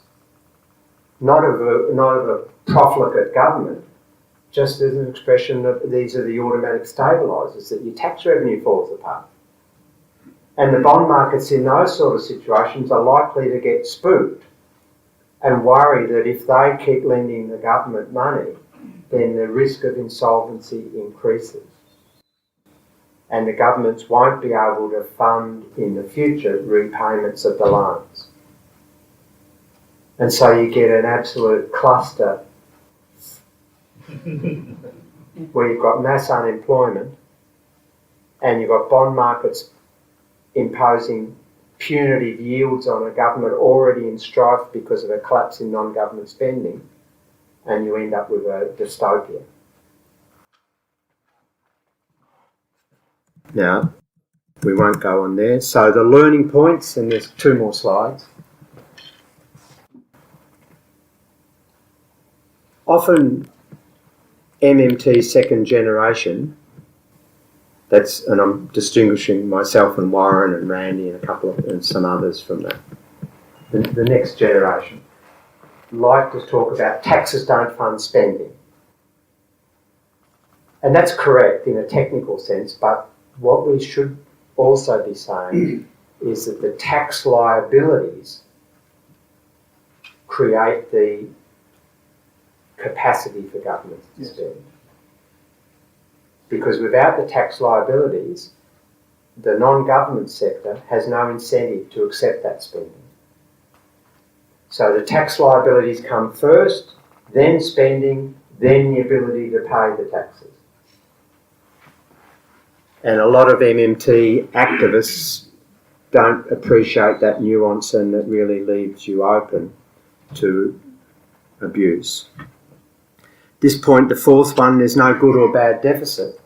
And I see on Twitter a lot, oh, there's never a bad deficit. Well, yes, there is. You've got to understand the fiscal position in context of what the other sectors are doing. And so if you've got Australia, we run an external deficit of about 3.5% of GDP. That means that there's an expenditure leakage out to the rest of the world, not coming back, the income's not coming back next period into the spending stream. So there's a drain on growth coming from the external sector. If we want our private domestic sector, households and firms, to save overall and not accumulate increasing debt, well then that's the context in which fiscal policy operates. And in that context, the government always has to run a deficit, usually small, 2, 3% of GDP on a steady state. And if the government in that context tries to run a surplus, then, as now, then you'll get a slowdown in growth, and you'll get rising unemployment, and you get recession. Now take Norway, for example. Norway has a very strong external sector from its North Sea energy resources, bringing spending into the economy from the rest of the world. And for them, they can still provide enough growth to allow the income growth to allow the private domestic sector to have whatever saving ambitions they want.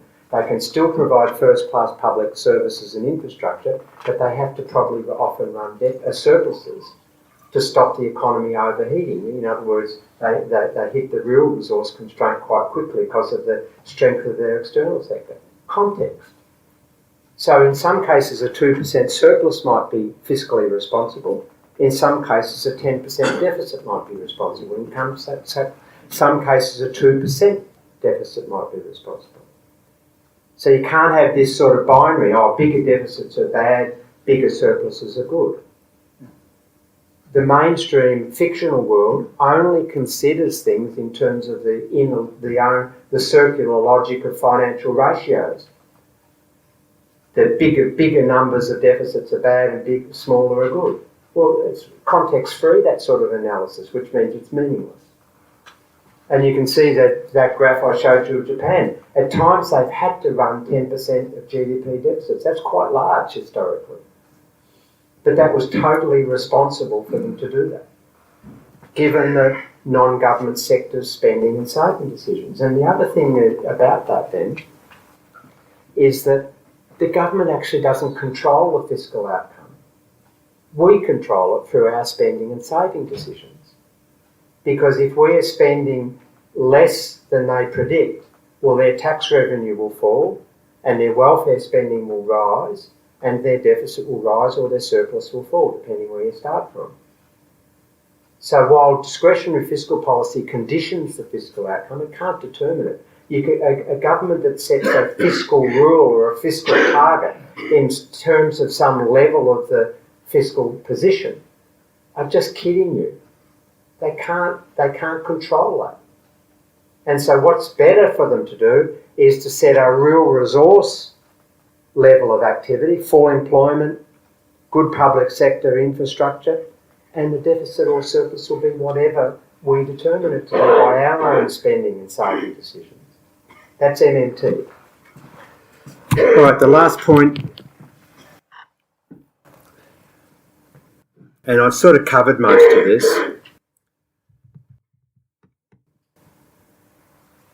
The 2 points I make out of all of this.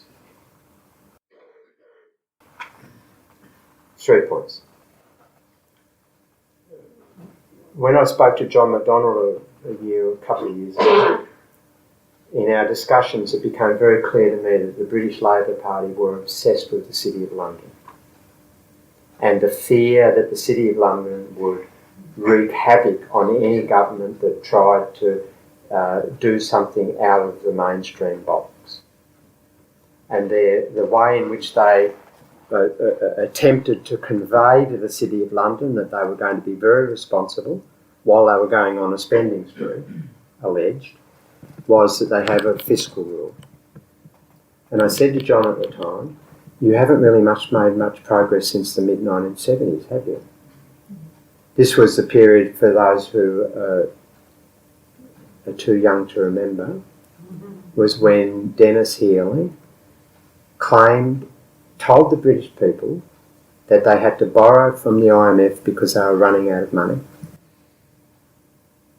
He just lied outright and this was one of the first examples of what we call depoliticisation of the austerity agenda.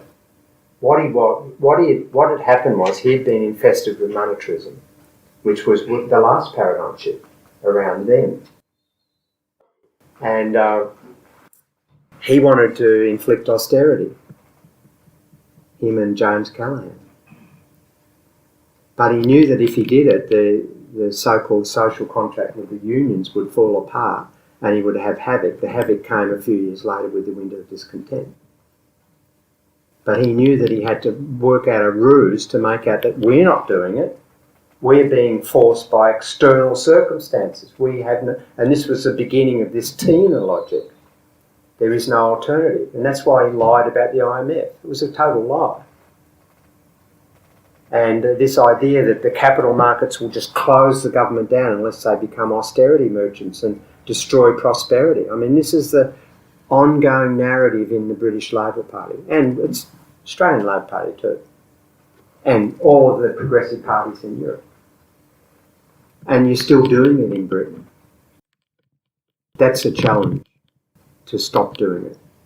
The other point is this construal point. This comes from the cognitive linguistics literature. And this is the influence of my wife. That's her PhD. It's her field.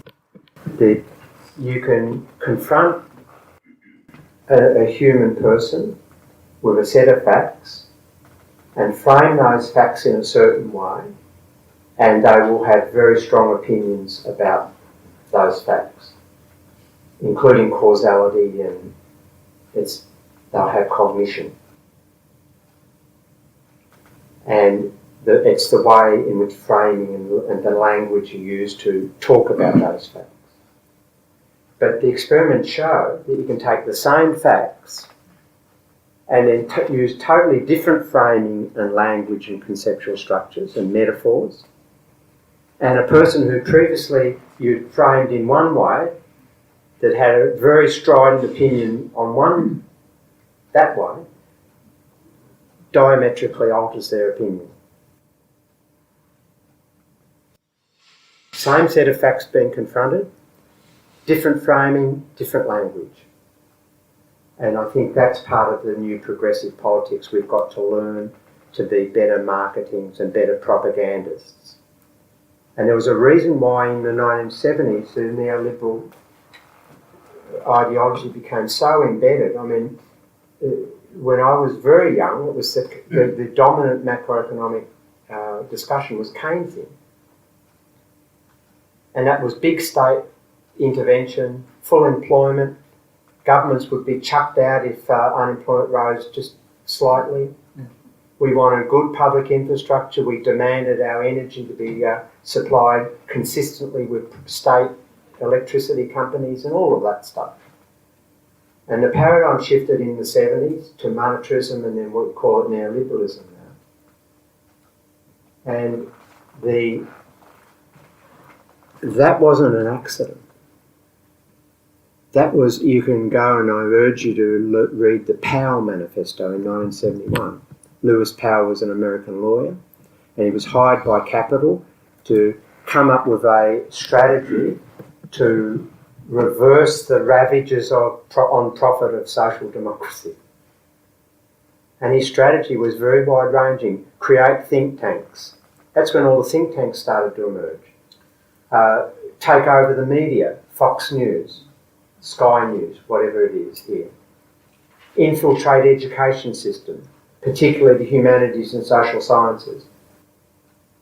And in their context, infiltrate the Supreme Court. And he was appointed to the Supreme Court not long after that by Richard Nixon. He became the most conservative judge in American history. This was all a plan. This wasn't accidental, the paradigm shift. They learned, these think tanks became expert at marketing and narratives and language and framing. Yep. They got the best cognitive psychologists involved. They got the best linguists involved, the best graphic designers, the best marketing, to force us to abandon our collective will and think of ourselves as individuals, to stop thinking about systemic crises creating unemployment, to think about unemployed as being their own fault, lazy, haven't been bothered to stay at school long enough, they're ill-disciplined, all of the nomenclature that was then brought in. In Australia we call them dole bludgers. And all of this was how this happened. And if we're wanting to build on this paradigm shift that's now happening as a consequence of all this dissonance, the problem is that the right will capture it because the left are so moribund and benign and won't step out of their neoliberal little security blanket. And what we need is for the left to get really clever and become propagandists. There's a reason why Hitler's Germany was successful at the beginning, because they were propaganda merchants. Now, I don't know anything about that, but I know that's required. And what I do know is, and this is why I'm standing here, is that education is a really important force in putting light into darkness. And I think a lot of the problems of the dissonance and the anti-establishment revolt, and Steve doesn't like me saying this, is based upon ignorance. Now, I don't think that I'm better than anyone else in saying that. I just understand that we used to think the earth was flat, and then we had education to show us it wasn't. And that's just human history. It's not good, or we're not better than previous generations. We just know more, and that's why I do what I do. And the most important thing is that if the progressive side doesn't capture the paradigm shift anxiety that's now going on, then you know who will. And it's the right have shown an excellent capacity all through the world to voice that anxiety and to give people hope and options, because they speak the language of the working class. And we're scared to speak that language because we somehow think it's beneath us. Thank you.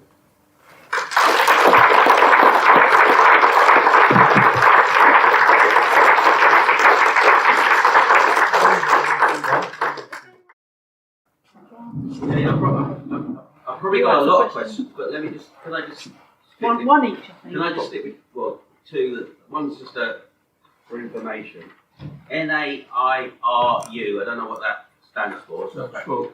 it was in your last slide. Oh. Last slide. There. NAIRU, non-accelerating inflation rate of unemployment.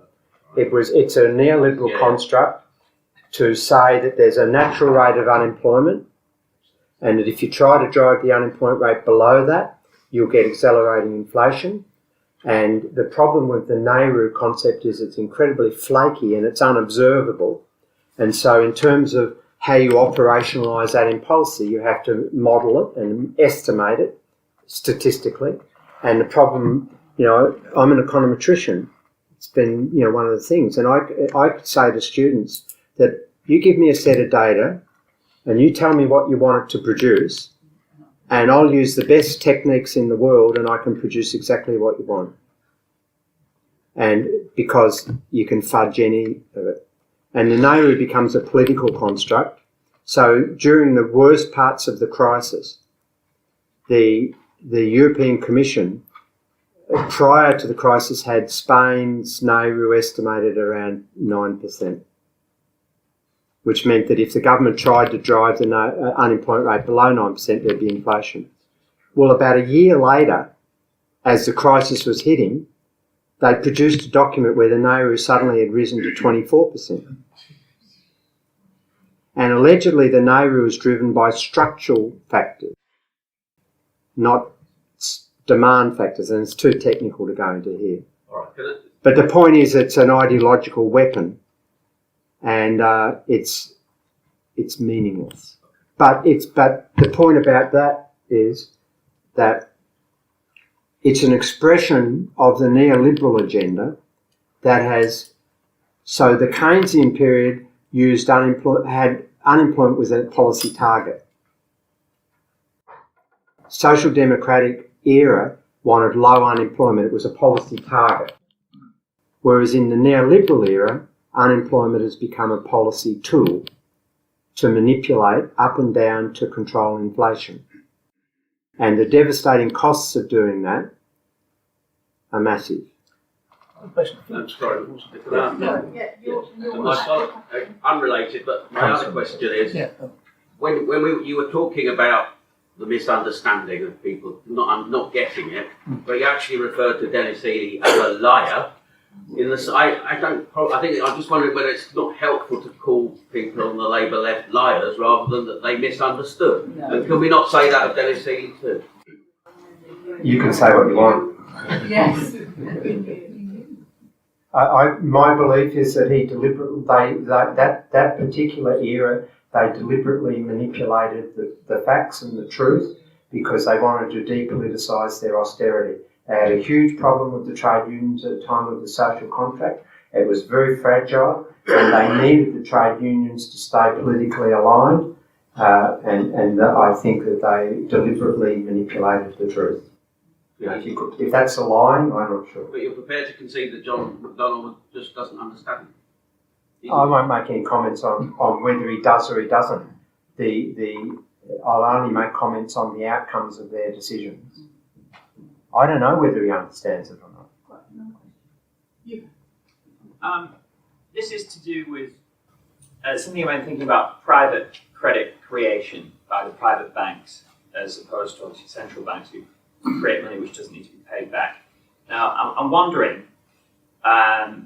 do you think, and this is kind of to both of you perhaps, because you were talking about the debt jubilees in the past, that the elites maybe are aware that private credit creation is a much more effective tool for them to access more of a nation's resources, and that they need public spending to help pay for that. You know what I mean? Because obviously, ultimately, most private money that's lent by the banks comes with interest.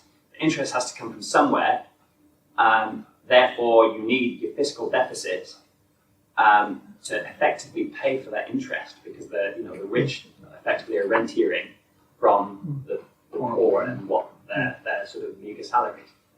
I mean, do you think there's there is a point to this. It's just, do you think there is a point somewhere in this where there is an effective balance? Because I want to know, I'm trying to sort of get my head around this collectivist and an individualist approach to society, in that you want to give space to individuals and businesses to thrive, yet you require, obviously, the public sector in order to enable that. So is there a balance, do you think? I mean, like maybe in the data, perhaps, there's a balance where the size of the public sector is effective to, what I'm trying to say is the size of that sort of the public spending effective for improving people's lives, or beyond which or underneath which it's more beneficial to the rich by using that private credit creation, which is going to pay for that. I think it depends on sectoral balances and the overall health of the economy. If a capitalist economy is healthy, then the money to pay back loans can be, is earned in the private sector, and the public sector can be expanded depending upon the overall health of the economy and the rate of unemployment. The public sector can be expanded to cope with unemployment and create more employment. Then obviously that money can be used to pay back private loans. So the whole thing is a very, very delicate balancing exercise that must be looked at from week to week and month to month. So there's no one answer to that, that question. I prefer to stand so I can see people's eyes. There are 2 points. I hope you weren't inferring that MMT was a collectivist approach. I'm not saying that it's one or the other. I mean, It's neither. Yeah. That's the bit about it's not a regime. Collectivism and individualism are ideologies, or they're value statements. And you could be an individualistic ideology and still understand MMT. Oh, yeah, absolutely. Yeah. Right, so let's make that absolutely clear. I'm a collectivist. I understand MMT because I was at the beginning, but it's not one or the other. But the other point is that the non-government sector can't save overall unless the government runs a deficit. But is that because? Hold on. Oh, sorry. Which means that if another way of saying that is that the government deficits, through their impact, we know that savings is a function of income. Private savings rises with disposable income. And so through their impact upon disposable income, deficits are increased disposable income. Through their impact upon that, you can think of deficits as funding private saving. Deficits fund non-government saving. And so if the non-government agents in the non-government sector are borrowing, well then contractually they have to pay that back. And they have to pay it back by, in subsequent periods, consuming less than their income, saving. And so, I love credit because it allows young people to over their lives to accumulate assets, and as their incomes rise they can pay it back through savings, and they end up at the end of their normal working lives with a house. For most of us, that's the maximum wealth we end up with. And so you think about this then, that to pay back these loans that they're getting from banks, they have to eventually start saving.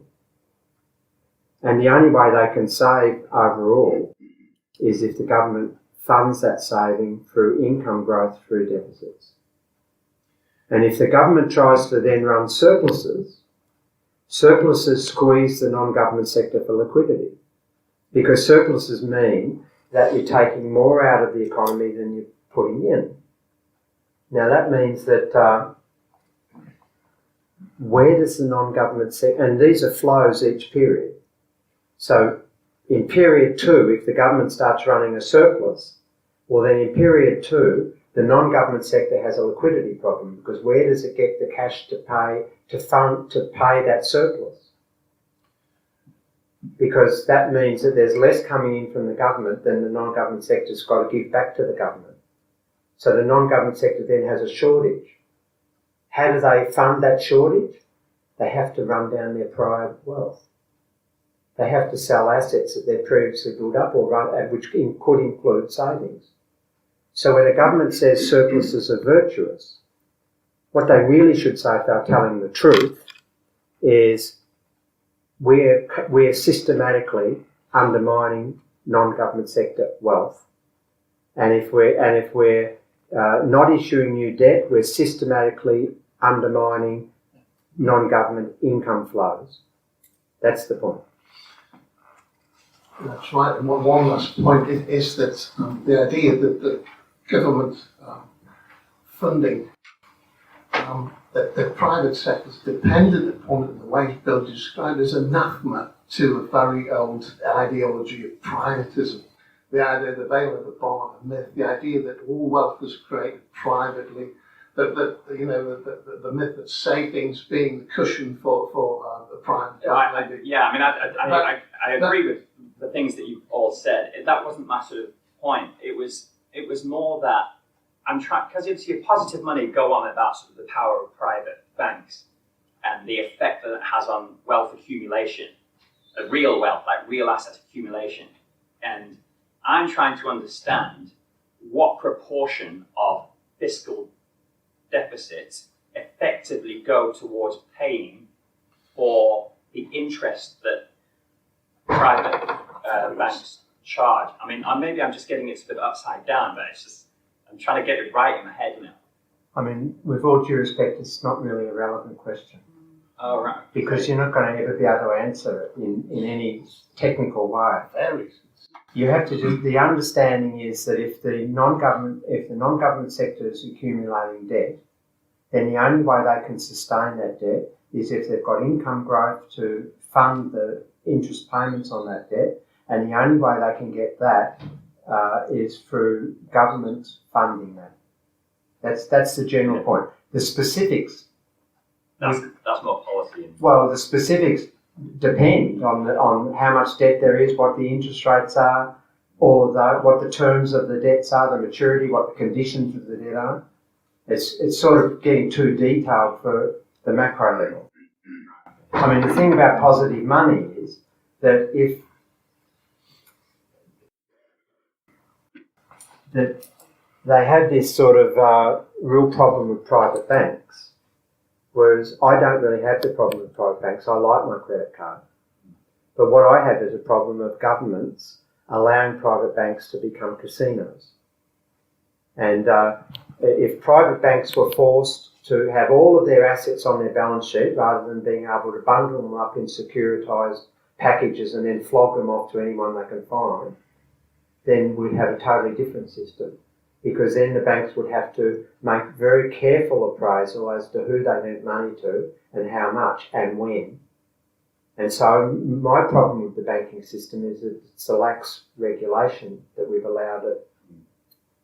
Not that the banks themselves, and then I'd go one step further and I say, okay, what are the banks? They're essential services. All essential services should be basically public.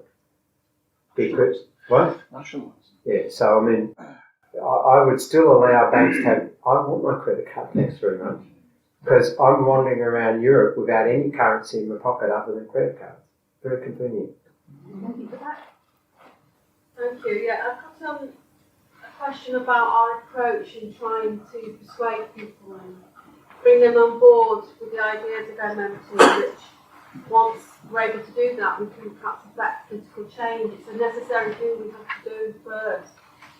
And I was interested in Professor Steers Hall's point is that when we start to do this, attacking people's core beliefs is probably going to be counterproductive. And just looking at the question of tax, if we're explaining that public expenditure is not met from taxation, and that in fact the money collected from taxation is destroyed, that this is offensive to people's core belief because they want to feel that they're contributing to their society. And often people can be persuaded that in fact they should be paying more tax. Maybe they'd be agreeable to a penny on the tax to pay for the NHS because that's a good thing. That is the extent of the core belief in it.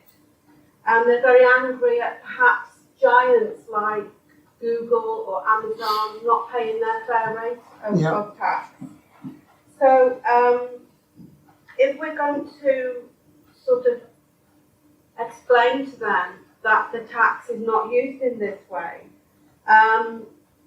it's very difficult to think of a way of doing it that isn't going to attack their core belief in that. So my question is, I would like to be walked through the money operation system that's in place when a person pays their tax to HMRC. So it's in some kind of account somewhere. What happens to that money? Is it destroyed? There's a good video of Warren Mosdale actually burning the dollar to say, actually the money collected is destroyed. This is what happens to your taxation. I'll let you explain that. What is the money operation? So that we can explain to people who don't believe it, actually this is what they do with the taxation that's collected. Do you want to explain the destruction of money and then pass it on to explain the program?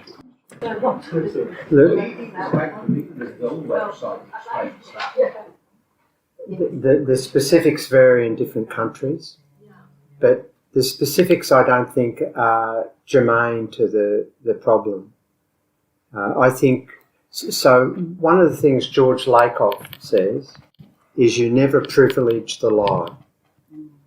And what he means by that is you never, so for example, if a journalist says to me, what's your position on tax cuts for the rich?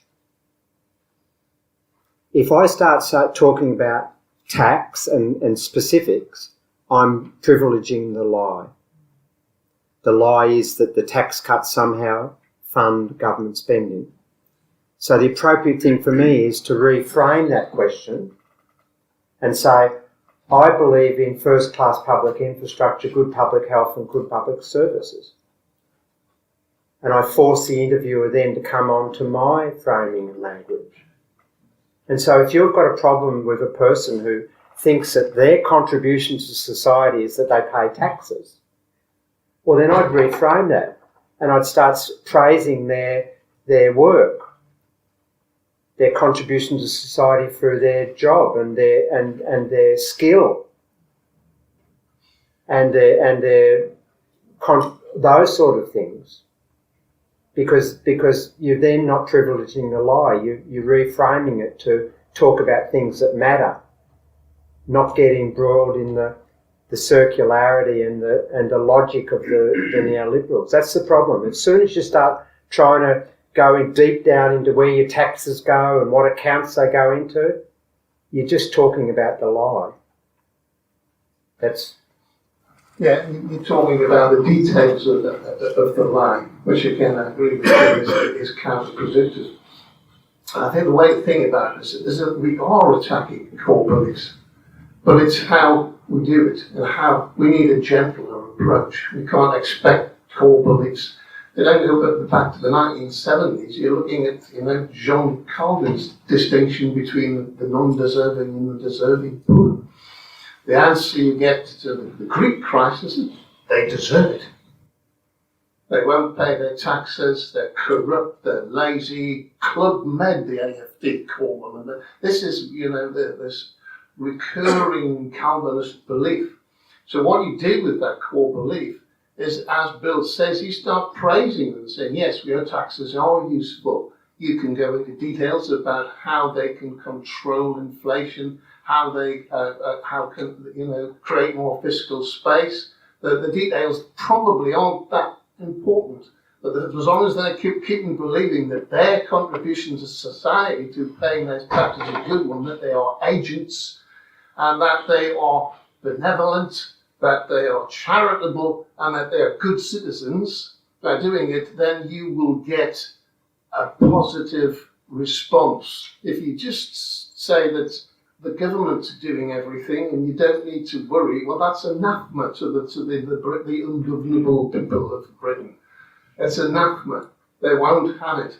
And you'll immediately cause a barrier. It's like, I don't know, was it Mr. Sulu or Chekhov who put the barrier, put the shields up when he saw the Klingon coming, the shields just go up. And they say, oh no, I'm not having this. Because the beliefs, I don't agree with Lakoff at all. I think it's superficial. The beliefs are much deeper. This is a trauma. It pushes the individual back through the imaginary into this night of the world, into the real world. If that's not true, I don't know what's going on. I'm not just a puppet of the nanny state. You hear this language all the time. And this comes from the libertarian liberal left as well as because the anti-authoritarian left who are against the state because they see the state as a symbol of authority. And it takes us back to the Reformation and the rebellion against the central authority of the Catholic Church. So these are much deeper. This is beneath the cognition. So I'm saying that we are attacking these core beliefs, but we just have to be clever and careful about it. And we have to phrase these paradigm changes in ways that won't cause reactions, because those reactions, one of the things we agree with, those reactions can be very dangerous and they push people towards the far right, because They're quite not clever. Bannon's as sharp as a razor. He is one of the most consummate populists I've ever heard. Watching him wipe the floor with Emily Maitlis and Zanny Minton bedspread, or whatever she's called from The Economist. He wiped the floor with these people in terms of his populist response to what he was saying. And on your side, Trump's greatest move was to invite the unions to the White House. That's absolutely brilliant publicity. It was just genius. And we're getting constantly outdone. Sorry to interrupt. Go. But flat Earth is a core belief, or was a core belief. Say again. The flat Earth was a core belief. That's right. You can't go around the edges of that. You can't say, well, it's a bit flat or it's a bit square, and we understand why you believe that. Eventually, you have to say the Earth's flat. That's right, but it's a false analogy, because the flat Earth and the fact that you make a contribution to society, that's not false. We do make it. We are ages who do make a contribution to society, so it's a false analogy. You have to be gentle, because it's actually a truth. It's just a partial truth.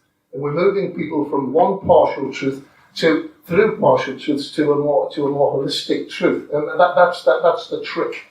And that's the trick that cognitive psychologists don't get, amongst other things. Neil's got a question at the front. Just going off the detail and the jargon that you talk about, I want to go on to the logistics of teaching and educating the people. I think there are probably a few people here who want to educate other people in MMT. Yeah. I certainly do, and I'm going to do that in Scotland. I've already set up a website up there called MMT Educators, and I've got great help from local people up there. But Bill and all the other professors who talk about MMT are talking at a very high level in politicians. I believe in my own mind that the way forward for people to talk and change this paradigm is directly to the public. And you can't do that. You're doing that to us here. We are probably going to be the educators, or some of us are going to be the educators. If we want to create a system where this goes out to a group of people who want to teach, we've got to get to the core mass of people, which is going to change the whole paradigm into a positive graph going up. I want to teach basically people. In the UK, we've got GIMS working, and I don't know of any other group like yours, but I think there should be an educational group. MMT podcast. Christian Riley sits at the back there. He runs. Yeah. He produces a podcast which is shared quite widely. Okay. Similar sort of. I want to know if we can get together in the UK to set an education group up so that we can talk. GIMS can keep on going, they can be supported, we can work with you. Yeah. And I want to know from well. Bill what ideas he's got on taking this, not only from Australia and America, but throughout the UK. It doesn't seem to be working collectively. We seem to be very dysfunctional in the UK at the moment, various small groups doing odd things, but there are probably over 250,000 people who've heard of MMT in the UK, and it's got to take off. How can we do that? Well, before I pass over to Bill, to give you his thoughts, my thoughts, Bill, is that we need two arrows in the quiver. I think it's a dualistic educational process, in that we have interested parties, rooms full of interested parties, who are driven to know. They want to know. Some people would probably like to know, but they just want a brief resume so they can get on with their lives. So we have uninterested parties and mildly interested, partially interested parties. So we need two ways of putting it. Bill and I have discussed a book, a very, very basic, simple book that puts the theory but wraps it up in a populated narrative. Yeah? MMT has no policies as such, because it can be run by any sort of government in any different situation. But these are the sorts of things that MMT can do for you. Now, a job guarantee program's an easy sell on that one, isn't it? What are your concerns? What about crime? Will it lower crime? Well, at the beginning of my speech, I said, yes, we can actually lower crime. There are all sorts of popular concerns that MMT, we can't make any guarantees, but you can set a probabilistic context in which these things can be approached effectively by both the government and the civil society. If we leave civil society out of it, we will again hit a barrier, because Britain is very much, and America is very, and we find this in Australia too, that you talk to people in the churches of this farming districts, and they do things themselves. Yeah, it's a self-help culture. They do things themselves. So you've got to be very careful. You've got to be quite broad, and you've got to understand that there are two types of people that you're talking to. The interested parties who want the fantastic technical knowledge that I'm still learning myself, but there are others who need a narrative and need to be drawn in. We don't know how many from that group of people will become interested parties, but it doesn't really matter. What we want are votes. For me, we want votes, and we want votes towards parties who are willing to use the deficit spending model to start boosting the economies, bringing back some security and sanity to people's lives, ending austerity.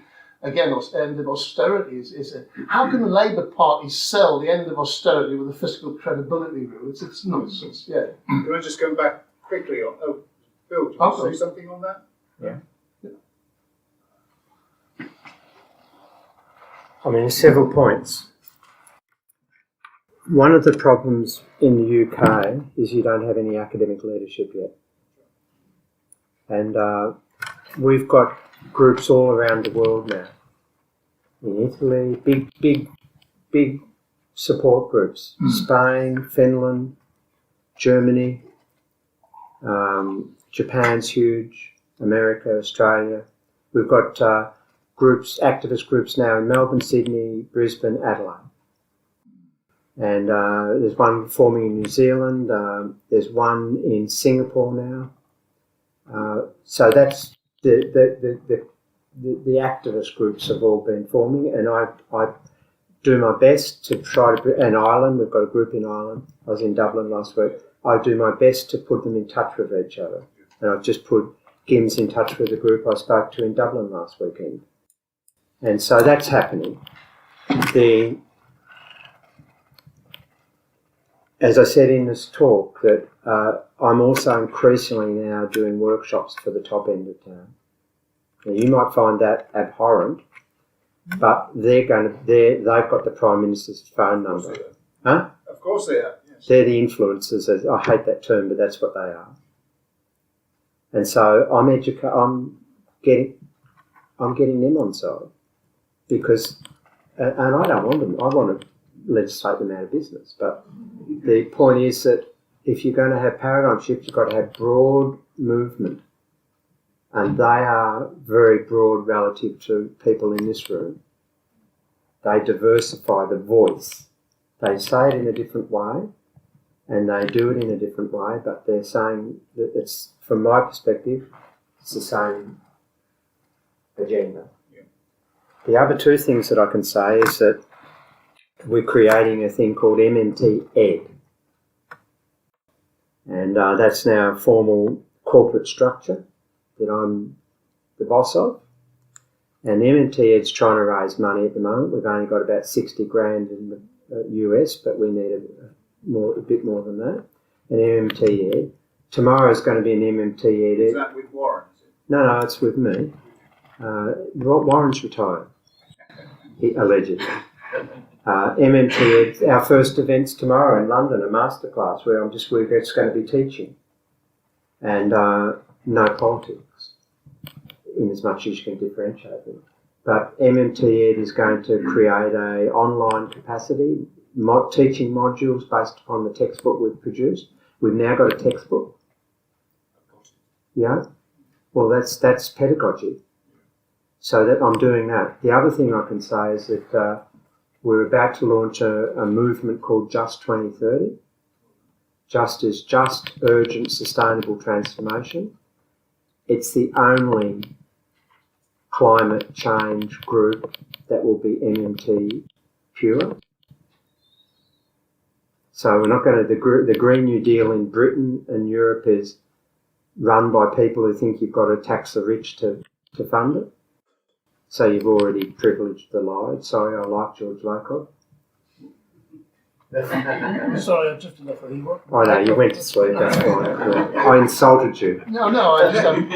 No, And MMT Ed has now got collaborations with, Just 2030 has got now collaborations in Just 2030 West Africa. So all of the CFA franc countries are now buying into it, including Nigeria that doesn't use it. We've got Just 2030 collaboration now with Timor about dollarisation, so the whole. And earlier this week, I was with Giannis, and we're talking about Just 2030 Europe. And these will be tying MMT knowledge development into the climate change and the just transition debate. So we're doing as much as we can. What you all need to do in Britain is to form together. So there's GIMS, there's your initiative, there's MMT Scotland, there's this group in Dublin. Form a grand organisation. Help the GIMS women who are, look at them, they just do fantastic work, but there's only 3 of them. That's right, it's amazing. So you need 30 or 40 of them, foot soldiers and all of that. So that has to come if you want to expand it. Can I ask a question related directly to that point? Yeah. My general opinion from, I live in Kew here in Manchester, I've done for 30 years. And it does seem pretty much globally, but definitely here, that the left want their beliefs to be proved right, more importantly than they want to actually change what's happening, and the right want to change what's happening much more importantly than they want their beliefs to be proved right.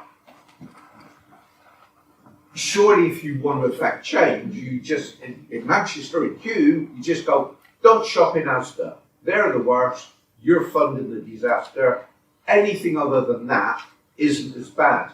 Do you, Bill, have like a data set or the academic argument on that that doesn't rely on the, oh yes, but on the left, or oh yes, but on the right? What was the belief? The left want their beliefs to be right. No, what was the thing about don't shop in? Asda, which is Walmart, the Waltons, because you're funding the Waltons foundations and whatever to be lobbying. You're funding First Energy to say we don't want solar panels in Florida on people's homes because we're going to be selling them solar energy. Yeah, look, that's to me a separate agenda. And well, yes, it is. But is there any academic or unarguable from your academic work? No, I don't do work on that, so I can't comment. But I think that's, in terms of my agenda, it's bigger picture than that.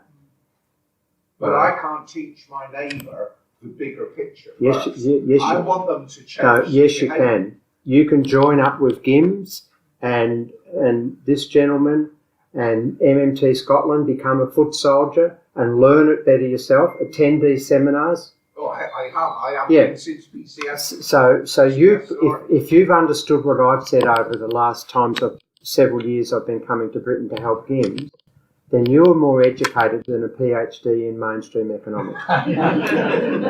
Well, I sort of knew that already.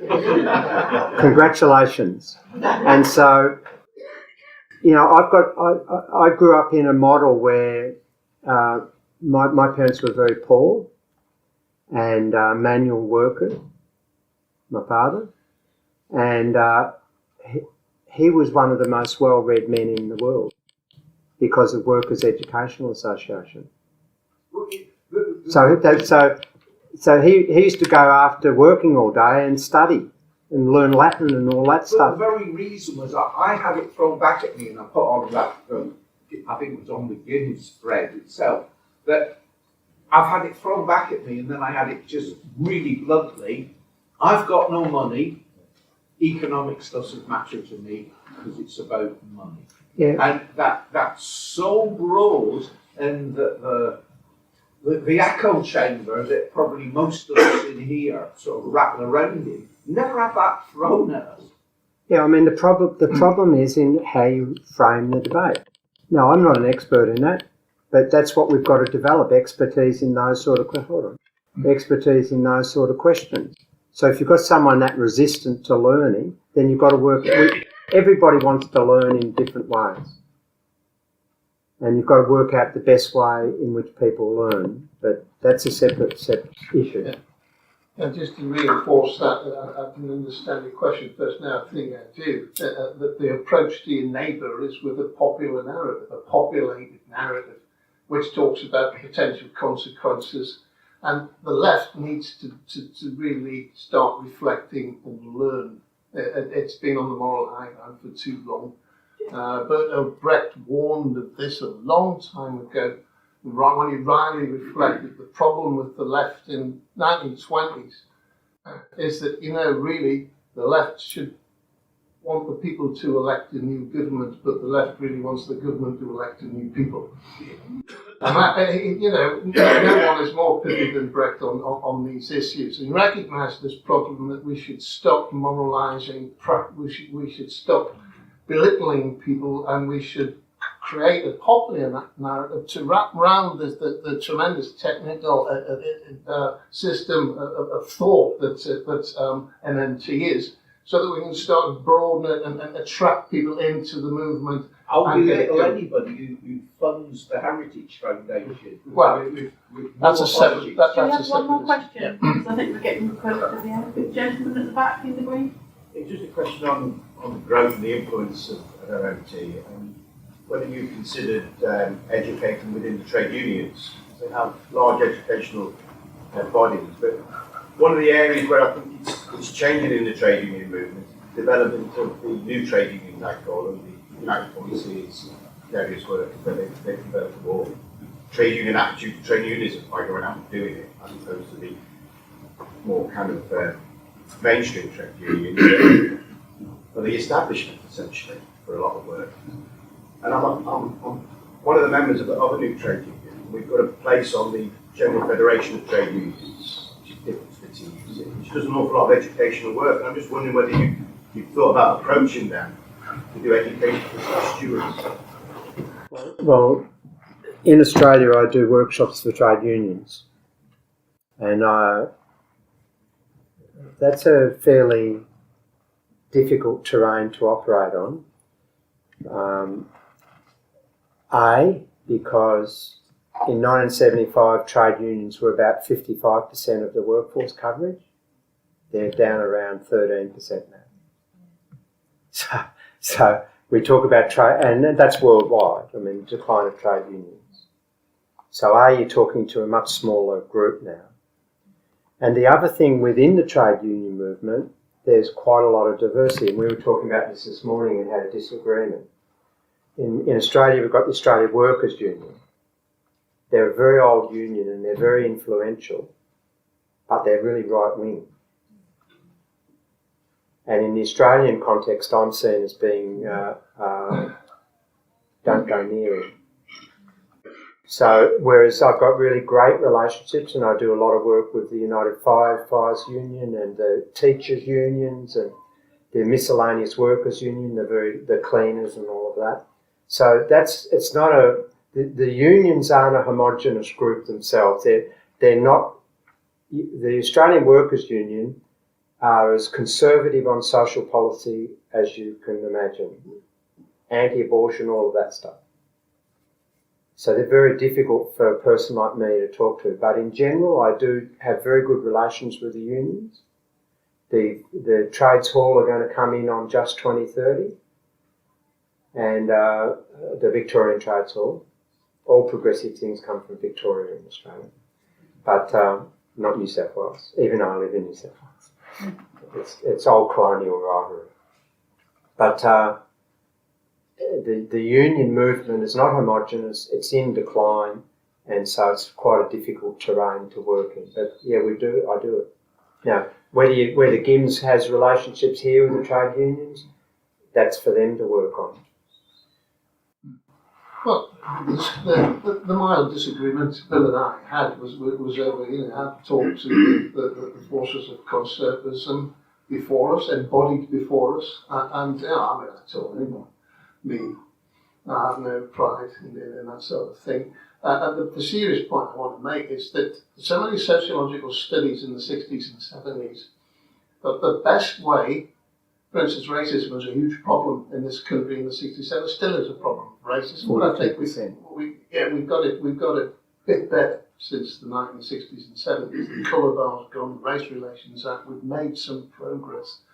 But the best way to make that progress was to change the context. The great study of the Luton car factories where we had Asian workers coming in, they just start working alongside people. What happens? You get to know them. They just the sameness of people starts to become more important than the differences. We wear different hats and different trousers, we worship different goods, but really we just not big words. And to change that context, you need to get elected, you need an MMT program, you need the consequences of that might be different in different political systems, but there are fundamental cores like the job guarantee program which will get people working together. And stop calling people racists on social media. We might have to get rid of this word progressive. It's so arrogant. We are progress. We are future. You past. It's a terrifying thing to think that you are now going to be consigned to the dustbin of history. And the connotative meaning, and this is what the common psychologists get wrong, there are two layers of meaning, the denotative meaning and connotative meaning. And I'll invoke someone who's, even worse than McCann, Roland Barthes, who talked about the way that the world operates in, the meaning operates in the connotative realm. It's what the interpretations that people have, and these interpretations can be affected by experience, ideology, beliefs, all the rest of it. And it's shifting those beliefs are very, very difficult. And the best way to do that is just bring people together in relationships, everyday relationships, and stop this awful, divisive identity war, and stop it, just stop it. It lost us the election, calling Leave voters thick racists on social media. You can't avoid this sort of stuff. It lost us the election. We must transcend this and start to work from a bottom-up approach of changing the probabilistic circumstances in which people... I'll just make one last point. It's taken me maybe 25 years to convince the trade unions in Australia that the job guarantee will not undermine their workers. And I'm finally getting through to them, but it's a really difficult thing. And then we've got the CFMEU, that's the old mining and steel workers that joined up. And they send me death threats because of climate change, because they're the mining unions and they're the coal mining unions. And they are as climate change denialists as you'll ever find. And the way in which we're trying to work around that is Just 2030, our new thing we're creating, has a sort of mantra. It's jobs and the environment, not one or the other. Jobs first. And from studies that we've done is that the workers, even if they intrinsically understand that the climate is deteriorating and it's going to need change, they will resist if they think that they're going to have their jobs wiped out and all of the people in urban cities, Melbourne or Sydney or whatever, London, university towns, are going to just sail through.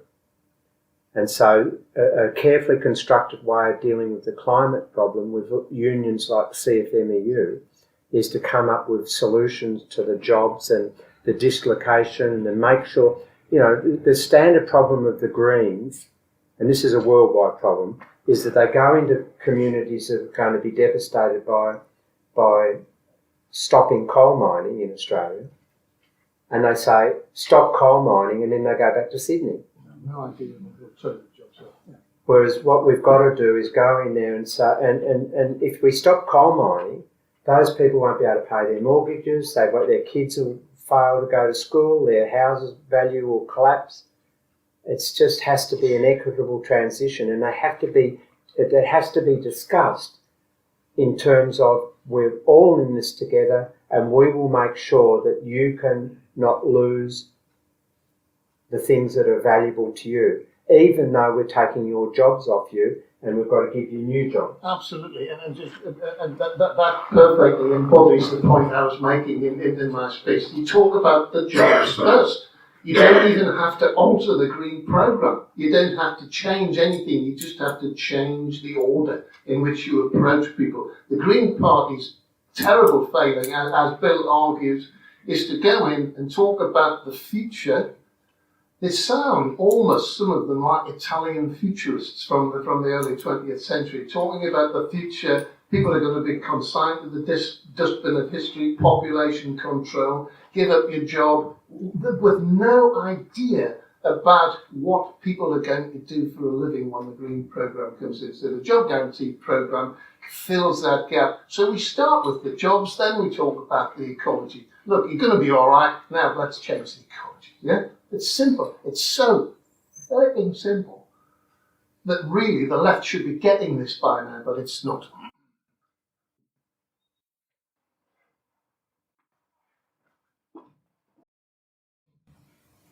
Okay. Well, I'm sure you'd like to join me in thanking Bill and Steve for joining us today.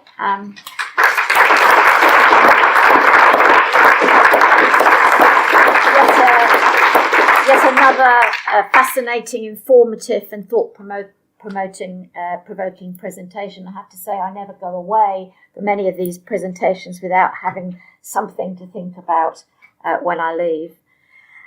The Italian philosopher Antonio Gramsci wrote in another very tumultuous era, "The old world is dying and the new one struggles to be born. Now is the time of monsters." And we are really living in very uncertain times. It is indeed difficult to know what is going to come next, but it is not the moment to take refuge under the duvet, even if we feel like it, like I do quite a lot. For whatever lies ahead, the pressure is on to open up a real and substantial public dialogue to determine what sort of future we want for ourselves, for our children and for our grandchildren. Understanding how money really works and the role of government in those decisions must play a vital role in that determination. So we hope that this event will not have only given you some food for thought, but also some encouragement, some inspiration, and some hope for the future. As Bill once said, and this is one of the first things that I came across when I discovered MMT, the government is us. And we have forgotten it for too long, and the politicians certainly have forgotten it. It should be our rallying cry, and all of us have a role in making that future better for everyone. So finally, just in conclusion, thank you for coming. If you haven't already taken one of our GIMS brochures, there are some on the back table. And safe journey home, and we hope to see you again soon. Oh, and just one last thing. If you haven't already, do sign up for our newsletter, and then you can find out all about what we're doing in the future. Thanks very much for coming. Good afternoon.